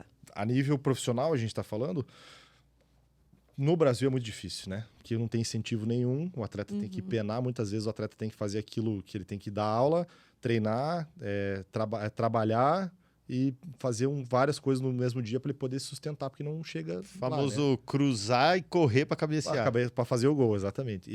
Quando a minha última luta que eu tive uma lesão, eu tive um afundamento de face, eu tive que parar, eu tinha que escolher ali, foi o divisor de águas para mim, né? Eu tive que decidir se eu continuava lutando ou se eu continuava só dando aula. Como é que foi isso? Eu fiz uma luta de Muay Thai, era 2 lutas na mesma noite, era um GP, né, que a gente chama, né? Então a primeira luta eu ganhei por pontos, e na segunda luta acabei tendo essa lesão. Era um ringue, né, de cordas, e eu tava ganhando do atleta, do meu adversário, a coxa dele tava roxa, assim, de tanto chute que eu tava dando, eu tava ganhando. E aconteceu para o ironia do destino, que é aquilo que a gente falou lá no começo, que tem que saber lidar, por exemplo. Saber perder. Porque, cara, isso aí uma luta é 50-50. Você já entra com 50, ele entra com 50. O que vai acontecer dali pra frente só depende de vocês dois, né? E do decorrer da luta. E aí o cara me deu um chute frontal, que é quando você põe o pé assim, empurra, né? Eu bati na corda e foi um erro meu, porque eu tava lutando Muay Thai. Muay Thai não existe pêndulo, que é quando você passa por baixo, né? No Muay Thai só existe esquiva. O pêndulo você tá fugindo da luta, né? No Muay Thai. No kickboxing isso não existe. Aí eu fui fazer o pêndulo, que é o passar por baixo do braço dele. Na hora que eu fui fazer isso, ele subiu com o joelho. Nossa! E meio que eu fui de encontro com o joelho dele. Você né? deu uma carada no joelho dele. Em resumo, foi isso. Rostada no joelho dele. E quando eu me recuperei, assim, por mim, né? A imagem que eu via no meu rosto era como se eu tivesse assim, com o olho fechado e outro aberto. Como se eu tivesse tomado, mas o meu olho fechado, porque isso acontece. E na hora pararam a luta ali. Não, eu continuei lutando. Só que isso acontece no decorrer da luta, do treino. Às vezes você toma um socão ali, o olho fecha, Você achou né? que tava Tava só... ok, beleza. E eu continuei lutando. E dali Mas eu dei ninguém mais... parou? Então, daí eu dei mais uns 2 chutes no cara, né? E o cara já tava, tipo, não tava mais apoiando a perna no chão. Eu falei assim, cara, se eu der mais um chute nele, ele vai pedir pra parar a luta. Quando eu fui dar mais um chute, jogaram a toalha. Daí eu não entendi. Daí eu olhei pra trás, assim, pro meu treinador e falei, cara, eu tô matando esse cara se eu der mais um chute. Ele era um cinturão ainda e tal, né? A luta. Eu falei, cara, me deixa. Ele falou assim, não, meu, você tá com um degrau na cara aí. Ele falou assim, você não tá se vendo no ele olhou pra mim, né? Tá aqui, ó. Olha o problema aqui, Quando você veja. viu? Não, eu não vi, só fui ver no hospital daí, né? E eu pensando, eu falava, pelo amor de Deus, cara, eu falei assim, pô, eu não posso perder pra mim essa luta, né? Na hora porque, ali, cara, o cara tá perdendo a luta. Eu vou entregar a luta aqui, né? Que foi aquilo que a gente falou, que acontece uma lesão e eu acabo perdendo, cedendo a vitória pro adversário. Você não percebe que um caminhão passou por cima do cara, exatamente. Né? Bateu de frente, na verdade. E o inverso já aconteceu? De você nocautear alguém de uma forma assim, tipo, qual a sensação de quebrar alguém, assim. Assim, de quebrar nunca aconteceu, mas de nocautear, de acabar caindo, nocauteado, de bater, de ter que parar, isso já E aconteceu. tem aquela bastante, né? sensação de, nossa, quebrei o cara! É de poder, né? Vem Aquele uma sensação, poder, aham. assim, né? Aquele misto, assim, de quebrei o cara, tipo, porra, mas será que tá tudo bem?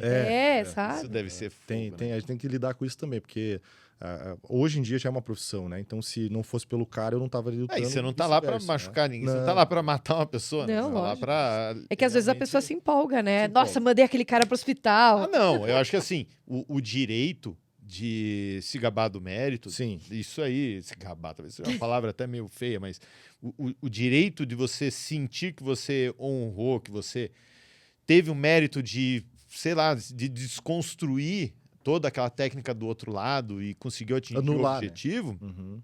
isso aí você tem o direito, qualquer pessoa que vença tem o direito, né? Fez dentro do ali do Da regulamento, né? estratégia, aham. Agora, por outro lado, eu acho que deve rolar essa preocupação, Não, né, e cara? acho que Porque, quanto mais... querendo ou não, é um cara que tem a história parecida com a tua, que acorda todo dia cedo, que às vezes o cara ali mal pôde tomar o café da manhã, ou porque não podia pagar, ou porque ele precisa atingir um objetivo de peso e Sim. tá ali sofrendo, né? Sim. Às vezes é mais normal, talvez seja mais comum acontecer isso, não normal, mas mais comum acontecer esse sentimento de eu levei o cara pro hospital e não sei o quê, quando o cara é mais novo, né? Isso ou quando tá Quando começando. você né? é mais novo, Começando. quer dizer, né? É. Digo, você é mais Quando novo. você é mais né? jovem, você não tem esse senso de responsabilidade, Não tem. talvez. Talvez você Mas- Pra pensa você que mais... tá assistindo aqui essa conversa, comenta aqui abaixo o que você pensa sobre isso. Polêmica na Toca Cultural. Não, e outra coisa até ainda sobre o MMA ali que a gente tava falando, né? Então vamos lá, você, pô, saiu lá no aeroporto, vamos dizer, você tinha algo que você esperava sobre o MMA e algo que você viu sobre o MMA Sim. nessa dimensão, né, global. Sim. Quando você chegou lá, cara, vocês são recebidos como qualquer um, tipo, não, agora temos que procurar um táxi, ou você Não. chegou lá nos Estados Unidos, já tem aquela coisa de já chegar um cara com o teu nomezinho escrito isso. no... Cara, como Na que é isso? plaquinha. O cara você chega no aeroporto lá, ele tem uma placa com o sobrenome do atleta, né? Aham, Porque a gente é corner, né? Nós somos Certo, treinadores. O atleta é a Certo. estrela principal, né? certo. Então, o treinador, isso é uma coisa que eu sempre prego, que a gente sempre prega, que o treinador não pode aparecer mais do que atleta. Correto. Se o treinador tiver que aparecer, ele tem que aparecer pelo atleta, não o contrário, né? Pelo destaque do atleta. Então, o UFC ele trata muito isso. Então, você chega lá, tá um cara, e geralmente ou é uma limusine, ou é um carro Caramba. chique, assim. Tá um Uau! cara esperando com uma Te plaquinha levaram de lá, limusine? Eu não, porque eu fui depois, né? Mas o treinador principal que foi com eles lá chegou. Poxa. Aí não tive esse prazer, mas foi Perdeu de andar de limusine. mas outras coisas eu consegui estar junto também. Que massa. Ele espera com a plaquinha com o nome, sobrenome do atleta e tal, e pega ele e leva do aeroporto pro hotel. Quando você chega no hotel, isso no UFC, né? Você chega no hotel, a primeira coisa que você vai fazer é o check-in lá do quarto e tal, vai vai dar um autógrafo nos cartazes, o cara fica dando autógrafo lá, e na sequência já ele vai se tratar de preparar a continuidade dos treinamentos dele daquela semana, que é a Fight Week, que a gente chama, né? Que é a semana de luta. Existe um nutricionista do UFC que chega pro cara e fala bem assim, Paulo, então, eu sou nutricionista e tal, eu queria saber se tem alergia a algum tipo de comida, não, qual é a alimentação que você mais gosta, como é que é a tua alimentação lá no Brasil e tal, e você fala. Hambúrguer. E o cara vai e o cara vai descrevendo aquilo ali e tal na hora, e aí o cara pega e fala assim, então tá bom, no meio-dia você pode passar aqui na salinha e tal e já pegar a tua refeição.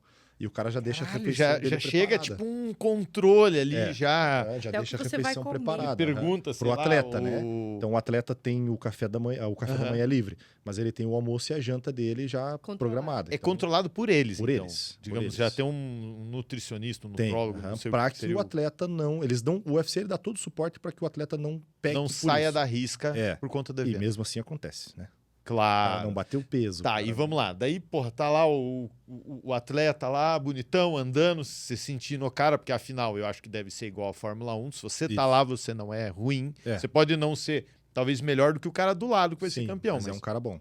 dizer que pelo você tá menos. lá, você é alto nível, você é elite, né? Como é que faz quando o cara chega lá? Vai. Não, o cara já chega, eu acho que ele já ganha uns 2 dedos de ombro. de ombro aqui, né? Porra, com certeza, né? E aí eu imagino que, beleza, então você está no meio de pessoas que são a elite da luta. Sim. Na tua experiência ali que você teve, as pessoas te trataram bem, te trataram por igual, mesmo tendo sido a primeira vez que vocês estavam lá?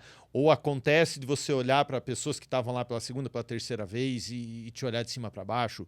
Alguma coisa, o que você sentiu ali? Todo mundo te trata igual lá. Aconteceu só uma situação na hora da gente ir embora, não vou lembrar o nome do atleta agora, eu tava tentando lembrar o nome dele.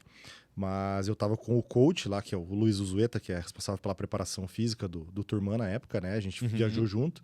E na hora de ir embora, né, a gente pegou, porque assim, o UFC tem vários protocolos lá internos deles, né? Que, tipo, por exemplo, tá na semana da luta, a cada 3 horas sai um ônibus do hotel para ir pra academia, para levar os caras para treinar na academia de musculação. Do UFC? Do UFC, para fazer uma preparação física. Cara, então tem tipo uma academia escrito lá, UFC. Não. Aí que tá. Por exemplo, assim, existem as academias do UFC, né? Que é o UFC Gym, né? Ou o Instituto de Performance do UFC, que, por exemplo, nos Estados Unidos fica mais em Las Vegas ali e tal. Mas como a gente estava em Sacramento, que É um conveniado. exatamente. Ali eles colocam aquelas 24 horas fitness, né? Que é aquelas academias que tem em todos os Estados Unidos. Então você só vai lá para fazer a tua preparação física. Dentro do próprio hotel, eles reservam uma sala, colocam um tatame, onde você faz o teu treinamento específico de luta. Né? Isso acontece, só que eles separam, né? Tipo, então lá tem a sala do corner azul e do outro lado tem a sala do corner vermelho. Os dois atletas que vão lutar, eles não se encontram em momento nenhum. Eles não deixam os caras se encontrarem. Perfeito. Somente na volta. Provavelmente até o hotel deve ser diferente de um assim, e do outro, não tem como evitar. Por exemplo, aconteceu uma situação que a gente saiu do hotel para ir para essa academia para fazer a preparação física do Turman. E quando a gente desceu do ônibus, a gente deu de cara com o adversário dele. Né? E, tipo, foi uma situação assim, primeiro, porque até depois eu olhei pro treinador assim e falei assim, cara, o cara é grande, hein, bicho? Falei assim, né? O cara que ia lutar com ele, né? Mas o cara foi muito respeitoso, cumprimentou, assim, sim. Eu acho que poucos são os casos, né, de pessoas que, assim, vamos dizer, adversários que se encontram e que na vida real tem uma competição que o cara não deixa, que o psicológico dele não deixa ele ser educado com... Acontece muito, assim, às vezes o cara fala alguma coisa numa entrevista, mas daí por ter, digamos, um motivo, uma diferença, né? Acontece, mas não do nada, pela primeira vez é encontrar, difícil, o cara tem que ser meio maluco também, ainda mais né? assim, sendo a primeira luta na época, né? Era a primeira luta dois do Turman. Não, o cara que tinha lutado era o Carl Robertson, ele já tinha lutado, já tinha umas 2, 3 lutas, então ele já era um do UFC, ele do já UFC, tinha. Tá, então, quando vocês estavam vindo embora, não rolou nada assim? Não, rolou na hora de voltar embora. Então, como eu te falei, embora. não vou lembrar o nome do atleta agora, mas a gente entrou no ônibus, né? Que o ônibus saiu do hotel para ir pro aeroporto. E eu tava conversando com o coach, a gente tava conversando em português e tal, e o cara viu a gente conversando em português e começou a zoar a gente em inglês. Ai, você tá brincando. Achando que a gente não tava entendendo, né? E aí eu olhei pro coach assim e falei assim, cara, puta, que cara otário, né? Tipo, ele falando assim, o que o cara tava falando em inglês? Ele falava assim, esses brasileiros são todos uns folgados, esses caras se acham, não sei o quê, eu quebro eles no meio, pô, esses caras são sujos. Mas você sentiu que foi numa sinceridade ou foi no sarcasmo? Não, ele tava zoando, ele tava tirando sarro mesmo. E aí a gente batendo papo em português e tal, né? Daí o coach só fez dar uma piscadinha assim pra mim, daí quando o ônibus chegou no hotel, no aeroporto, a gente levantou assim, daí a gente começou a conversar com ele em inglês. E o cara ficou com a cara de paisagem, assim, tipo, putz, os caras entenderam, perceberam o que eu falei, né? Não vou lembrar o nome do ele cara quis agora. talvez ali se mostrar pro amiguinho que tava do lado. Mas, veja, tá, beleza. Então, uma situação assim, então aconteceu, né, como você tava falando ali e tal, e o cara até falando de brasileiro, eu me lembro que tem alguns brasileiros que se destacaram bem no UFC ao longo da trajetória do campeonato, né? E beleza, tal, daí vai pra luta, tal. Acontece o contrário, né, do cara que tirou, que de certa forma se sentiu ameaçado por vocês serem brasileiros. Tem alguém que fala assim, que você sentiu que o cara pensou assim, pô, esses caras são brasileiros, esse cara tem muita chance de ganhar. Existe essa... Como a seleção brasileira tem quando ela entra em campo, de ter meio que o benefício da dúvida? Existe muito porque, assim, o brasileiro é muito respeitado lá fora nos Estados Unidos com o jiu-jitsu, né? É muito respeitado. Que é o que eu ia te perguntar, tem o famoso BJJ, né? O Brazilian Jiu-Jitsu. Né? Isso então, faz diferença? Tipo, o cara já olha e já acha que você é do Brazilian Jiu-Jitsu? Faz, porque o jiu-jitsu, assim, hoje em dia, a nível de competição, entenda o seguinte, existe o jiu-jitsu, né, que é o jiu-jitsu de kimono, e existe o no-gi, que é o no-gi, que chama, que é uma competição, uma modalidade sem kimono. Nessa modalidade sem kimono, o americano ele tá anos-luz na nossa frente. Por quê? Porque ele é uma modalidade que ela vem... É uma mistura do jiu-jitsu com o wrestling americano. Sim. E o americano sai na nossa frente porque lá nos Estados Unidos eles têm essa cria nas escolas, nas faculdades. Eles colocam como uma obrigação curricular. Sim, a greco-romana lá, lembra então, dos filminhos de anos 80, né? De colégio e tal. Coleginho, todos Que a os molecada filmes têm isso, né? tem os que lutam. Porque lá nos Estados Unidos ou você vai pro wrestling, ou você vai pro basquete, ou você vai pro futebol americano. Sim. E então eles meio que colocam isso como uma obrigatoriedade. E mesmo que o cara não queira seguir carreira, o cara vai desenvolver, o cara vai ser bom. E se o cara quiser seguir carreiras, quando ele vem pro lado do jiu-jitsu, ele já tem um passo na nossa frente. Não à toa a gente via, né, o pessoal falando assim, o fulano que é o policial que fez o salvamento, ele já era um campeão de wrestling na época do colégio, né? E isso, curricular. E isso é uma modalidade sem o kimono. Então é mais corpo a corpo mesmo, pegando no cotovelo, na nuca, mais assim. Sim. Então eles têm isso esse tato mais avançado que a gente.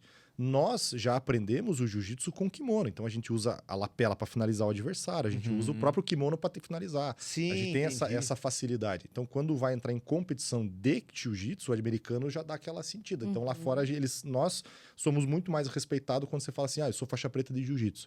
O cara fala, já dá uma moral. É diferente de, por exemplo, você chegar nos Estados Unidos e falar assim, eu sou faixa preta de Muay Thai. O cara fala, tá, e daí? Todo mundo é.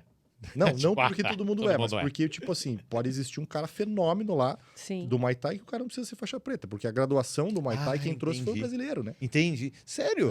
Foi o brasileiro que inventou essa graduação então, do Muay Thai. No Muay Thai, porra, que interessante, não fazia ideia disso. Então, quando você vai ver aquele campeonato, até me perdoe quem vê que eu tô me referindo de forma errada, né? Quando você vê os magrinhos brigando, lutando lá naqueles campeonatos na Tailândia lá. Sim. Então, vamos dizer, não tem tipo um que é faixa azul, o outro que é só ponta azul. Isso é coisa de brasileiro. Coisa de brasileiro. Porque assim, entenda o seguinte, lá na Tailândia tem moleque de 10, 12 anos que tem 300 lutas. Nossa! Tem moleque de 10, 12 anos que bate em qualquer lutador. Lá é louco. Então entendeu? só Na aqui trocação. existe esse limite, porque daí o que acontece? Lá não é medido pela graduação, pela tua experiência. Se fosse medido pela experiência, um moleque de 12 anos já seria faixa preta, né? Lá na Tailândia. Porque lá pra eles o Muay Thai é como se fosse o futebol pra gente aqui, né? Pois é. Lá pra eles é uma tradição, porque daí vem do templo budista e tal, né? Assim como o jiu-jitsu, né? Que foi criado também o jiu-jitsu lá, que veio do judô e tal. São artes marciais milenares, né? O Muay Thai ele também veio disso, dos camponeses, para poder proteger o terreno deles lá. Então, e como uma maneira também de fazer como é que eu posso dizer assim, uma apresentação, né? Que era pro rei da época. Era como se na época, quando foi criado, fosse tipo um negócio meio de bobo da corte, assim, vamos colocar assim. E aí eles desenvolveram isso para defesa pessoal, para agricultura e foi virando um esporte. Então começou como entretenimento, e foi virando um esporte para entreter o rei. Foi virando uma coisa profissional. Foi virando uma coisa profissional. E aí foi virando esporte mesmo. Então lá na Tailândia eles fazem isso como um sustento de vida. Tem criança que sustenta a família lutando Muay Thai. Porque é pago. Né? Lá eles sustentam assim. Tem muita. Hoje já não tem muito assim. Mas existe muita questão de aposta e tal. Tem um filme muito bom na Netflix, uma série que chama-se Soco no Estômago. Esse é o nome que eles colocaram pro português, né? Mas ela é uma que retrata fidedignamente como é a função, como é a vida deles lá, né? Que teve muita criança que sofreu trauma, que morreu dentro do ringue pela exploração e tal. Enfim, então não existe essa questão de graduação. Como surgiu essa questão de graduação? Eu não vou lembrar fielmente, posso estar falando uma besteira aqui. Mas o que acontece? Lá eles usavam o Kruang, o Praijed, que é o que a gente coloca no braço, para quem estava assistindo saber dizer assim, o Paulo é da academia do Urso, por exemplo. Para identificar a Lana é da academia escola do cara. Da escola. Aí a Lana é da academia do, sei lá, do macaco. Sim, por exemplo, assim, porque lá na época eles davam nomes assim, né? Tipo, para dizer. Então o cara já sabia de onde o cara é. E aí existe o Mongol, que é o que ele coloca aqui na cabeça. Nossa, não fazia ideia desse nome. O Mongol, ele é uma coisa que só o treinador pode colocar na tua cabeça e só o treinador pode tirar. Porque a arte marcial, o Muay Thai, ele tem muita relação com o budismo, ele tem muita relação com religião, com questão de espiritualidade. Então, eles carregam muito isso lá, sabe? E aí, o que acontece? Os brasileiros foram para lá na época da Guerra do Vietnã, né? E viram o que estava acontecendo ali e daí trouxeram isso para o Brasil, para cá, para Curitiba. Para Curitiba, quem trouxe foi o mestre Nélio Naja, que trouxe para Curitiba. E aí ele meio que, como já tinha uma experiência em arte marcial de Agora também não vou lembrar Qual era fiel a se arte? era karatê, alguma coisa assim. E o karatê, como na época já existiam as cores de graduação, ele meio que adaptou isso, né? Entendi. Então se colocou essas Não fazia graduações. ideia. Isso é igual o sushi brasileiro. É, Que aham. dizem E morango, é, né? Nada a isso ver. tem muito a ver, porque a gente fala muito do controle da agressividade, né? Afinal, somos seres humanos num ringue, né? Lidando com um oponente, numa luta. E esse autocontrole vem muito disso. Acho que o budismo ensina muito você ter o conhecimento do outro, do corpo, do entorno, da natureza, do respeito. Sim. Então, não é porque você está mais agressivo que você está melhor Não. para lutar no dia. E- Muito pelo contrário, você Muito pode pelo estar contrário. afetado emocionalmente a ponto de, sei lá, somos humanos, né, gente? Sim. Mas você pode estar afetado e não saber entender um golpe, enfim, e quebrar a perna. Talvez não ver o próprio limite, né? É. Isso eu acho que faz diferença. A arte marcial, se você for comparar tanto o Muay Thai quanto o Jiu-Jitsu brasileiro, né? Por isso que o nome é BJJ. Ela vem dessa questão do mais fraco, né? Sim. Então, por exemplo, que nem eu falei, as crianças lá na Tailândia de 12, 13 anos já tem 300 lutas, porque todo final de semana eles lutam. E lá é osso no osso, né? É cotovelada, é osso batendo a canela Cara, com eu canela. já vi mesmo, Então, e assim, o negócio é sério lá. Não, lá não é brincadeira. E rápido, não né? Não existe brincadeira. Então, imagina, na Tailândia só tem 2 climas. Esses são 6 meses de chuva intensa e 6 meses de calor intenso. Então, por isso que o tailandês ele é bem magrinho, porque imagina, o aquecimento dos caras é correr 10 quilômetros num calor de 50 graus. Se bobear, descalço. E volta lá pra academia, bate saco, tem, tipo, uns 3, 4 treinos no dia, assim, né? Então eles são muito magrinhos por causa disso. A alimentação lá também é mais restrita do que a nossa, né? Lá eles comem mais uma comida mais asiática mesmo, que é, né, grilo, gafanhoto, tem Pois aquela é. questão de mais macarrão ali, um macarrãozinho como se fosse um Isso yakisoba. influencia né? também, né? Hã? Isso influencia. Influencia também na questão do desenvolvimento biotipo deles, Sim. né? Do muscular. Muita parte é voltada para caldos e sopas. Né? Então, tipo assim, por isso que você percebe que não existe um tailandês que luta que seja mais gordinho, né? Então quer dizer que você recomenda uma dieta à base de grilos? Não recomendo, até porque eu nunca comi, não sei que gosto que tem. Estamos brincando, Mas gente, é claro. Vamos deixar esse papo um pouquinho mais leve agora, porque chegou o momento cultural dessa nossa entrevista, desse nosso bate-papo. Vamos relembrar alguns momentos clássicos da televisão brasileira, onde também a luta era tida como um entretenimento engraçado. Vamos falar de Telecat. Assistiu? Telecat. Não cheguei a assistir o Telecat, mas a gente assiste muito o WWE lá que tem nos Estados Unidos. Não, mas você conhece um cara que era top nisso aí, né, meu? Que é o nosso amigo... O Rocha. O Rocha, né? O The Rock, se não me engano, começou... Mas desse ali é estilo, né? wrestling, né? O cara Sim, que faz sim. aquilo ali Ai, tem que ai. treinar muito mais até do que a gente. assim. Eu lembro muito dessas lutas livres, assim. Era no SBT que passava? Eu acho que era. É Começou engraçado, na né? Excelsior, depois na nossa década, nos anos 80, passou muito isso, acho que no SBT, enfim, era muito engraçado, né? Era mais teatral, né? É ensaiado, né? Era Ensaiadinho, né? ensaiado. Mas a gente vê que até pra fazer aquilo ali tem que... Claro, Tem que o preparo manjar, né? físico dos caras era monstro. Não, e não só o preparo físico, o próprio ensaio, porque se você errar, você pode... sei lá, Machucar o de cara ou se verdade. machucar. né? Isso ainda existe, gente? Eu Essa acho que luta ainda ensaiada? Existe aquela a luta dos mascarados lá no México. Eu não sei se o nome é esse, né? Telecat, ou se é WWE, ou se é outra nomenclatura. O que eu mas vejo é tem. o WWE que existe lá nos Estados Unidos. Aquele das máscaras que os caras usam, você lembra o nome? Não lembro, cara. Que é, eu não me lembro agora, é o...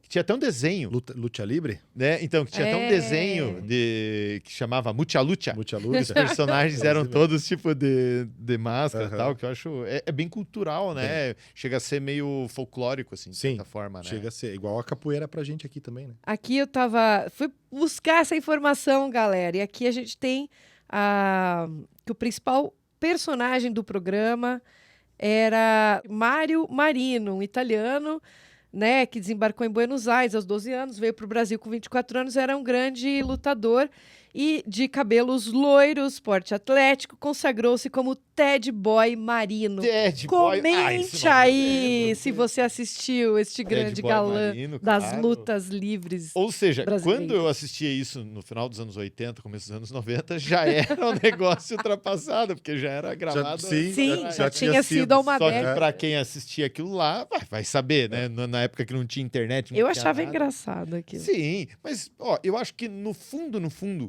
mesmo quem sabia, porque o pai falava, isso é ensaiado, no fundo a gente queria que fosse verdade, né? Digo, do cara, do personagem, do cara Você ser dava uma cadeirada no outro, né? aí de repente você fala, nossa, entrou outro cara no ringue, desafiou os dois, né? Jogou Aquela o cara coisa. pra fora. Tinha luta que era dupla. Sim, então Era por isso em que eu falo, dupla. o cara chega pra salvar o outro, né? Joga o outro pra fora e tal. Muito louco, né? E eu falava assim, porra, mas dá tempo até do cara... Não fica falando com a plateia aí, porque o outro tá vindo atrás de você, né? Era Tipo, aquela assim, coisa era assim, muito louco isso, né? E também queria saber aqui, pergunto, né? Quando o lutador decide se aposentar? Quando é o momento de parar? Existe um momento de... Cara, agora eu sinto que... Que é Deu. comum pra eles isso. Eles estão puxando para um outro lado, que agora que é o lado do boxe, né? Uhum. Que a gente vê que, por exemplo, o Anderson Silva, o José Aldo, o Vitor Belfort, estão puxando pro lado do boxe agora. Estão indo pro boxe. Você diria que o boxe exige um pouco menos do corpo a ponto da longevidade ser maior? Ou algo Exige assim? um pouco menos, mas mesmo assim é bem mais agressivo, né? Porque a gente, infelizmente, tem o que a gente chama de demência pugilística, né? Sim, sim. Porque o boxe, infelizmente, o soco ele é diretamente na cabeça. A luva do boxe ela é grande, né? Então o que acontece? Quando bate o soco na cabeça do atleta, você não percebe, mas ele expande aquele impacto, né? Sim. E como ele expande aquele impacto, você não vai percebendo. A Ele vai desaceleração cerebral deve ser bem muito menos. grande. Por isso que a luva do MMA ela é menor. Então, quando acontece o nocaute, você já trata de interromper a luta ali, porque o impacto ele é menor. Ali, no UFC, por exemplo, existe o protocolo de ter um médico já assistindo a luta, ali presencial dentro do evento. Então, quando o atleta sai da luta, ele já vai falar, você vai ficar tantos dias sem tomar soco na cabeça, porque ele viu o que aconteceu durante a luta. Sim. O boxe ele exige menos, porque os golpes são menos distribuídos pelo corpo, mas é direto na cabeça. Então, eu acho vamos que dizer, isso, a longo prazo... Para bater, talvez exija menos físico, mas Sim. para aguentar a porrada... Então, a longo prazo, isso pode trazer um problema muito grande. A gente vê como, infelizmente, um caso desse é o próprio Maguila. Né? Maguila. O Popó... O Popó não me lembra porque que ele se aposentou, você lembra? Também não lembro, mas a maioria das lutas do Popó, ele foi muito como o Mike Tyson, por exemplo, assim, né? Ganhava as lutas muito rápido, ele teve, o cara, Sim, monstrão, 4 né? títulos mundiais, né? Então... E, aliás, você falou do Mike Tyson, aquela luta dele... Aquela luta Que agora... ele mordeu a orelha? Não, agora aquela mais recente, depois de... Se aposentar? Agora que ele teve... Agora que ele pode pegar... ir no banco sem fila. Agora que ele pode ter preferência até para estacionar. sentar. O cara resolveu fazer uma luta agora, há poucos anos atrás. Você assistiu essa luta? Assisti. Então, isso entra muito no que a gente tá falando, né? Porque, assim, esses tipos de eventos que eles que se aposentaram estão entrando, eles estão entrando numa modalidade de boxe de apresentação, que chama, né? Então, assim, alguns, né? Não pode ter nocaute. É como se fosse um sparring. Tipo o Harlem Globetrotters do... Isso, da arte da luta. marcial? É como se fosse... Então, tipo, eles fazem ali como se fosse um sparring dentro da academia. Então, não existe um nocaute. Até eles combinam isso para que os dois atletas... Então, eu vejo isso como uma maneira deles darem continuidade no trabalho deles e acabar tendo uma grana ainda por trás, né? Tem um retorno. Mas o atleta de MMA, para ele achar o ponto certo para ele se aposentar, é muito difícil, porque, assim, o MMA é o esporte que mais machuca. Você pode perguntar para um atleta de MMA quais são as infinidades de lesões que o cara já teve, né? Então, para o cara achar esse ponto, então ele tem que estar ou muito mal na carreira dele e já está com uma idade avançada, porque a gente tem uma expectativa de que o atleta se aposenta com 35 anos. Nossa. Um atleta de MMA. Com 35 anos ele já está decaindo a carreira dele. Hoje essa expectativa ela aumentou um pouco, porque a gente vê atletas no UFC entrando com 35 anos e, por exemplo, a gente tem agora um caso recente que renovou o contrato, que é a Holly Holm, que é uma atleta muito boa, que ela veio do boxe, que ela foi campeã mundial de boxe. Ela está com 42 anos e assinou o contrato com o UFC para mais 6 lutas, mas ela está muito bem com uma fisicamente. atividade grande. Ela está muito bem fisicamente. Então eu acho que vai muito do ponto da tua carreira que você tá, se você tá ganhando várias lutas, se você não tá se machucando muito entre essas lutas, se a tua saúde tá em dia, você pode Então, continuar. ela seria tipo um exemplo de Cristiano Ronaldo da arte MMA. marcial, que tem uma atenção tão grande, mas tão grande, tão diferenciada dos demais atletas. E eu diria ele e o Messi, no caso, né, pra ser injusto. Sim. Vamos dizer, aquela pessoa que se cuida de tal forma que a longevidade dela vai virar um exemplo, talvez para as próximas gerações, assim. Vai virar um exemplo. Não, que legal isso, porque realmente tem essa coisa, né, da gente pensar que o pessoal mas chega numa determinada hora em que se vê vencido, né, pela parte fisiológica. E isso também vai da questão da gestão de carreira desse atleta. Também. Né, que é o que está por psicológico. trás, né? Porque se você não tiver uma gestão de carreira, que você trabalha a base do atleta agora, para quando ele chegar lá no futuro ele tá bem, porque assim, cara, a gente vê, isso acontece que a gente vê na nossa empresa lá na TFO, com o Pedro Abdala, que é o manager dos atletas, né? Por exemplo, assim, tem atleta do UFC que ele vai lá pro UFC, imagina só, nós estamos falando isso é um caso real. O cara chegou no UFC, que é o maior evento MMA do mundo. O UFC, ele paga muito bem para os atletas, dependendo da negociação da tua bolsa ali. Aí, quando você ganha a luta, você ganha na hora o dinheiro. Sim. E você ganha lá na hora, assim. Você sai da luta, você desce as escadinhas do octógono, você vai lá, faz um... O Pix já chega. Tipo isso. Você faz um check-up médico e daí, quando você sai dali, cara, você já recebe um cheque, alguma coisa nesse sentido, mas você recebe na hora. E o atleta pergunta assim, como é que eu faço para levar esse dinheiro pro Brasil? Tipo, tem que ter um gerenciamento de carreira. Então, tem que mas ter alguém imagina pra se o cuidar. cara não sabe, né? Então, por isso que isso é uma das coisas que a gente tá entrando Mas pra pra TFO qualquer também. esporte. Não, mas assim, é algo que o cara realmente só bate na cabeça dele, essa hora dúvida, que- a hora que ele tá Cara, lá. não se preocupa. Só que isso a gente vê que não é só essa questão de gerenciamento de aposentadoria. A gente vê que, por exemplo, o atleta chega lá, ele não sabe falar uma palavra em inglês. Ele não que ele não saiba que seja obrigação, mas ele também não se esforça. Sim. Porque o americano, ele não liga se você não fala bem o inglês. Aquele inglês de índio, né? This table, this bed, ali, o jeito que os caras Is falam. very... It's very good. Né? Ele não liga muito pra isso. Não, Ele e não é nem liga- que o cara seja relaxado, né? Que às vezes ele tá tão compenetrado É. em ser um grande um lutador, grande lutador, mas, que assim... mas ficou eles pra ligam segundo pro plano. teu esforço. Claro. Eles ligam assim, cara, o cara não fala muito bem inglês, mas ele tá se esforçando Claro. pra entender e pra fazer com que eu me compreenda. Então eles valorizam muito isso. É até uma sabe? forma de empatia, né? De empatia. Então a gente vê que o atleta ele deixa isso. Aqui, por exemplo, no Brasil, o atleta se preocupa em fazer o que a gente chama de escada, que são lutas fáceis, né? Tipo, ele vai pegando os lanches que a gente chama, né? Que é um cara que tem alto nível e pega um cara que não tem muito bom nível. Que quando os dois entram no octógono, você fala, pô... Você olha assim e fala, cara, já tá claro quem vai ganhar essa luta. Porque, cara, ó a diferença de corpo, ó a diferença de estatura, ó a diferença de estilo dos caras. Não, Esse e aqui vai claro ganhar. que aceita, vamos dizer, aceita lutar quem quer, né? Aceita Quando não lutar quer, quem dois quer. não brigam. Exatamente. E é grande o número de atletas, assim, vamos dizer, de menor experiência, que olha e fala assim, não, eu acho que eu consigo pegar aquele cara. E no final tá indo lá e não se dá, não tem ideia de que provavelmente aquela coisa do... lembra que a gente fala assim, né, que se você não tá pagando pelo serviço, talvez você seja o serviço?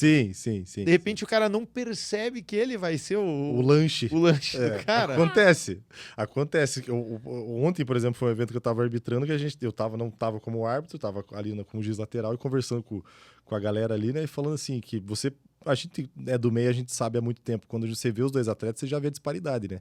Você fala, pô, esse aí é o lanche e aquele é o que vai comer o O lanche. cara tá com a luva ao contrário. De repente, aquilo vira, cara. Aquilo vira. Daí até os caras ontem zoando, brincando, falaram assim, pô, nunca vi Gnu comer leão, né? Mas estava acontecendo, que era o cara que era pra ser Que o legal, lanche, assim, é. o magrinho, mas Histórias de arrepiando- superação. arrepiando o outro, né? Então, tipo assim, existe aquele cara que se propõe a fazer Caiu mal isso. esse lanche, hein? Ficou azedo o lanche, né?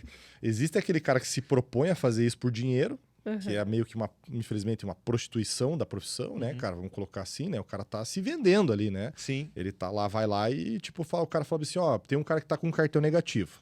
O cara é bom, mas ele precisa melhorar o cartel dele. O cartel é a quantidade de lutas que o cara tem. Aí o cara tá sendo visado, mas ele tem, por exemplo, lá 5 derrotas. E aí tem o cara que tem 15 derrotas, que o cara já não tá nem aí. Ele fala assim, ó, se quer, vamos combinar aqui pra você ganhar a luta, pro cara ganhar a luta de você lá, o cara não vai ganhar. Isso existe. Aí o cara se propõe a isso, infelizmente, por dinheiro. Daí o cara vai lá e ganha uma bolsa de 500, 300, que não é muito que paga aqui no Brasil, né? Só pra apanhar. Só pra apanhar do outro e daí fazer o outro ganhar. E isso que eu também ia perguntar, né? O que vale mais na carreira de um atleta? É a quantidade de ossos quebrados e costurados ou o número de títulos na estante? Eu acho que o título, né, pra gente, assim, porque, pô, eu já tive em todos os lados ali do meio da arte marcial, então eu sei o que pensa cada um que tá naquela posição.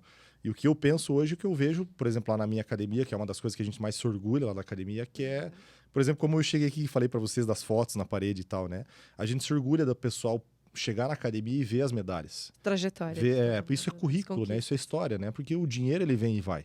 Né? Mas o que você deixa pra trás, isso é que vai ser importante. Qual é o legado que você vai deixar na tua vida, né? Materialização a história, do negócio. A gente né? sempre costuma dizer que quem não luta não tem história pra contar no nosso meio, né?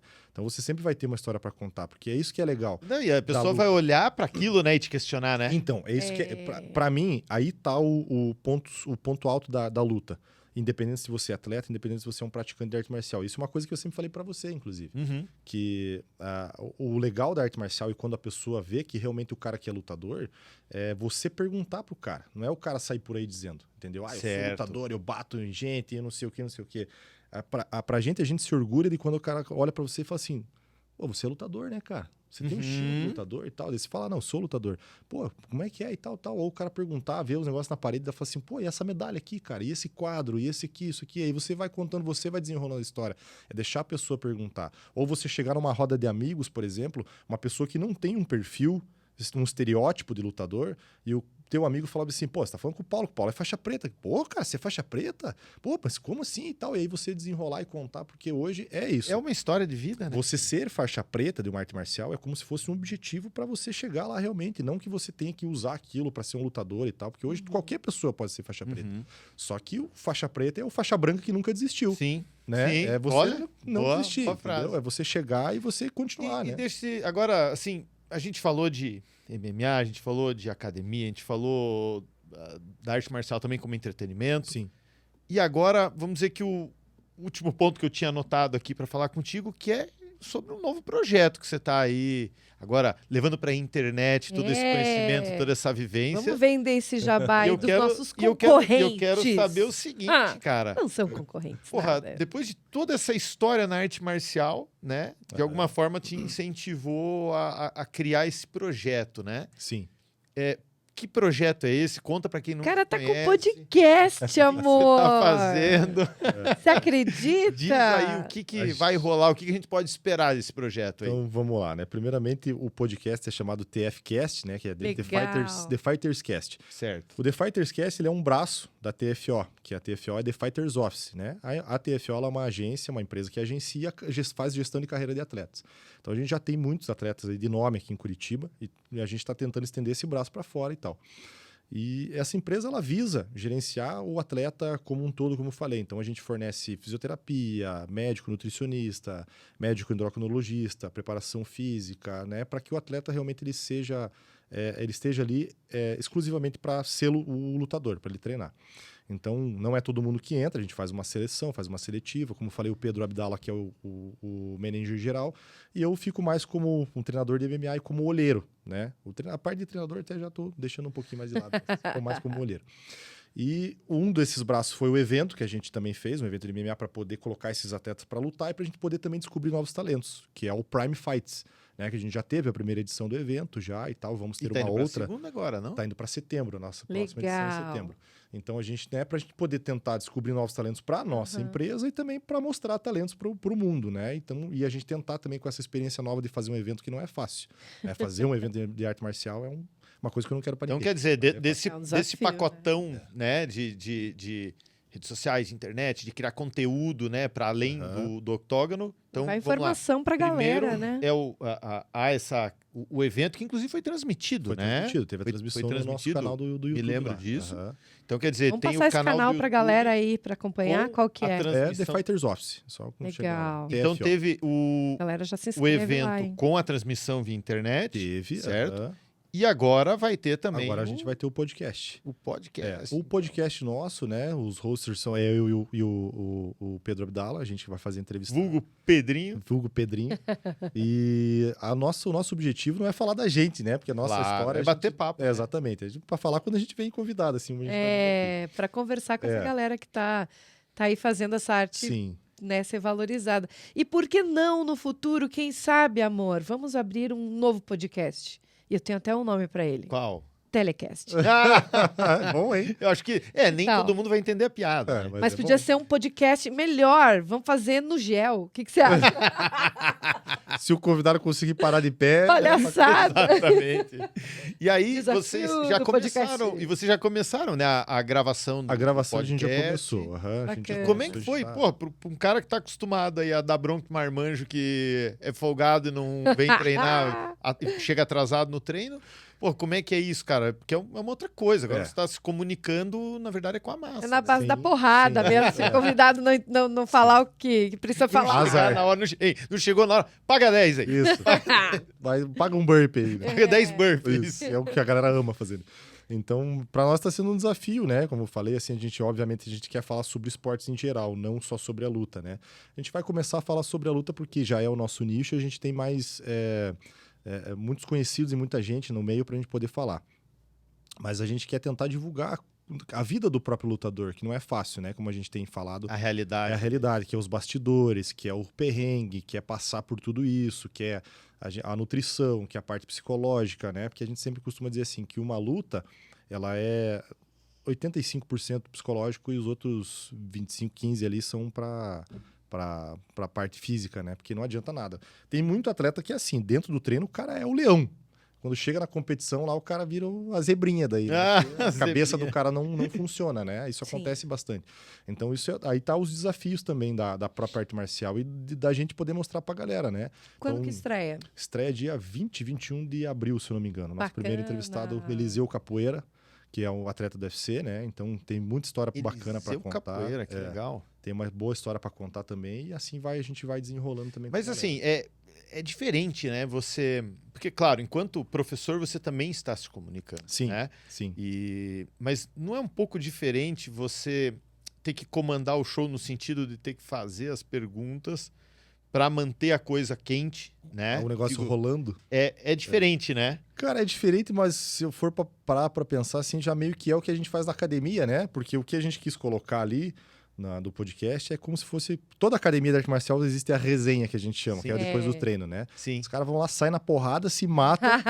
Mas, cara, isso é... Depois pergunta não, onde é tradição. Depois pergunta onde é que o outro cortou o cabelo. Isso é protocolo do treino, né? Você vai lá, sai na porrada com o cara, mas acabou o treino, tá todo mundo ali sentado conversando. E isso também a gente vê que é uma maneira de você unir as pessoas. Por quê? Porque dentro do tatame, como eu falei, ali não existe raça, não existe cor, não existe opinião política, não existe nada. Todo mundo é igual. Ali o que impera é a lei da porrada, entendeu? Porque se você realmente for bruto com o teu colega, você vai bater, vai voltar igual. Então você tem que ter um meio termo ali. Você tem que entender que vai ter dia que você vai estar bem e o outro não vai estar legal. Ou vai ter dia que os dois vão estar a milhão e vai ser massa de sair na porrada e tal. Mas ali é um ambiente para você unir, porque às vezes você pode trazer um cara que é empresário, e você tem um atleta no mesmo tatame, e esse atleta ele vai competir, e esse cara que é empresário ele chegar pro professor e falar assim, pô, professor, eu queria ajudar o moleque ali. Mas como é que eu posso ajudar? Não sei, paga a inscrição dele lá pra gente e tal, né, cara? Quer dizer, ou, o podcast ele traz essa visibilidade, né, pra vocês... Traz essa visibilidade e nada mais é do que essa própria resenha, entendeu? Porque assim, tipo, que nem eu falei pra você que às vezes pode parecer difícil, mas quando a gente começa a falar sobre arte marcial, a gente meio que começa a falar aquilo que o pessoal que ainda não entende quer ouvir, que é essas histórias. O pessoal não quer saber se o teu jab é bom, se o teu chute de direita é mais forte, se a tua faixa preta funciona. Eles querem saber como é que é a vida do cara. Porque é a curiosidade por trás do mito, né? Vamos dizer, sei lá, o cara de repente está conversando com o Vanderlei Silva, o cara quer saber se ele busca o filho no colégio, né? Aquela coisa ou se ele já passou por uma dificuldade, né? alguma coisa engraçada, uma situação engraçada, é mais ou menos isso, né? E mostrar pro atleta que tá começando agora que é fácil. Tipo, cara, você quer realmente seguir essa vida? É isso aqui que você vai seguir, cara. Sim, entendeu? está com depoimento de pessoas reais. Exatamente. Ali. Essa trajetória que você vai ter que seguir. E a dificuldade de patrocínio, falar sobre essas coisas que são, assim, talvez... Às vezes o maior desafio do cara não é bater o peso, embora seja difícil também, mas é arrumar a grana para ele continuar treinando. Né? E no caso ali, você e o Pedrinho Abdala, os dois são os dá para chamar de apresentador? Hostess, claro. E aí vocês já conversaram com o Capoeira e tem mais alguém já que tá ali... Tá na mira? Tá no radar de vocês? Tem. A gente tá aí nas próximas entrevistas. É o Serginho Lacerda, o próximo, né? Que foi humorista da Jovem Pan, faz stand-up comedy, tem uma história de vida bem bacana, porque ele pesava, se eu não me engano, 130, 140 quilos e fazendo a prática do jiu-jitsu e da atividade física, hoje ele pesa 80 quilos lá, tem uma vida mais saudável. Quer dizer, o esporte de alguma forma... exatamente. Aí a gente tem o nutricionista Diogo Reis, que também é campeão mundial de jiu-jitsu e que trabalha com bastante atletas de arte marcial. Show. A gente tem aí o Dr. Paulo Penha, que é psicólogo também do esporte, que vai estar lá. Tem muita gente bacana para conversar sobre esses assuntos e tenho certeza que vai ser um sucesso. Então, para você que está assistindo aqui o Toca Podcast, fica a dica, a gente vai deixar aqui de novo o canal do YouTube, que é... The Fighters Office. Está aqui para você, que estreia já semana que vem, dia 20, 21. Fica ligado no canal, se inscreve E, sério, se você curtiu essa entrevista aqui no Toca Podcast, já deixa seu comentário, seu joinha e dê suas dicas também pra gente. Comente aí quem você gostaria de ver sendo entrevistado aqui no nosso bate-papo aqui no Toca Podcast. Muito bem. Para encerrar, Cristiano, queria que você deixasse as tuas redes sociais aí pro pessoal, para quem tiver interesse em te seguir, a rede social do... Acompanhar teu trabalho. A rede social da tua empresa, da academia. Sim, a minha rede social é Padilha Cris BJJ No Instagram. no Instagram, e é que é o Instagram que a gente usa, né? E a Urso MMA, que é a nossa academia que a gente Certo. tem. E aí tem os dois perfis, que é o The Fighters Office, né? TFO, e o TFcast, que é o do podcast. Corretíssimo. Essas são as nossas... Tudo no Instagram? Tudo no Instagram. E agora, e com o canal no Com o YouTube canal no também. YouTube Agora, também. pessoal, já se inscreva no canal para você ficar a par dos próximos eventos e também para que você possa assistir esse bate-papo legal que vai acontecer lá. E tem a transmissão do evento que aconteceu também, que é bacana do pessoal Perfeito, ver. é verdade. Já tem lá pra galera a gravação, né? Legal. Cris, queria muito agradecer a tua presença aqui no Toca Podcast, né? A gente está sempre expandindo ali o nosso leque de Sim. assuntos, conversando com pessoas que fazem coisas diversas, Sim. que é para realmente algo que é cultural, como diz o nome do canal, é conversar com gente e trazer experiência aí pra galera que gosta. Então é isso aí, agradeço muito. Curtiu? Muito. Vocês são demais. Eu sou suspeito Não pra falar. foi nocauteado, Eu viu? sou Como a suspeito gente pra falar. cuidou de você. E aí eu quero agradecer então quem esteve conosco até agora. Por favor, como a Alana disse, deixa o seu like, comentáriozinho bacana também, se inscreva em nosso canal. Eu sei que às vezes a pessoa fala, mas eu não tenho cadastro no YouTube. Se você tem Gmail, você tem cadastro no YouTube. É só se cadastrar e clicar em inscrever-se ali no nosso canal. Beleza? Um abraço e até a próxima. Tchau, galera.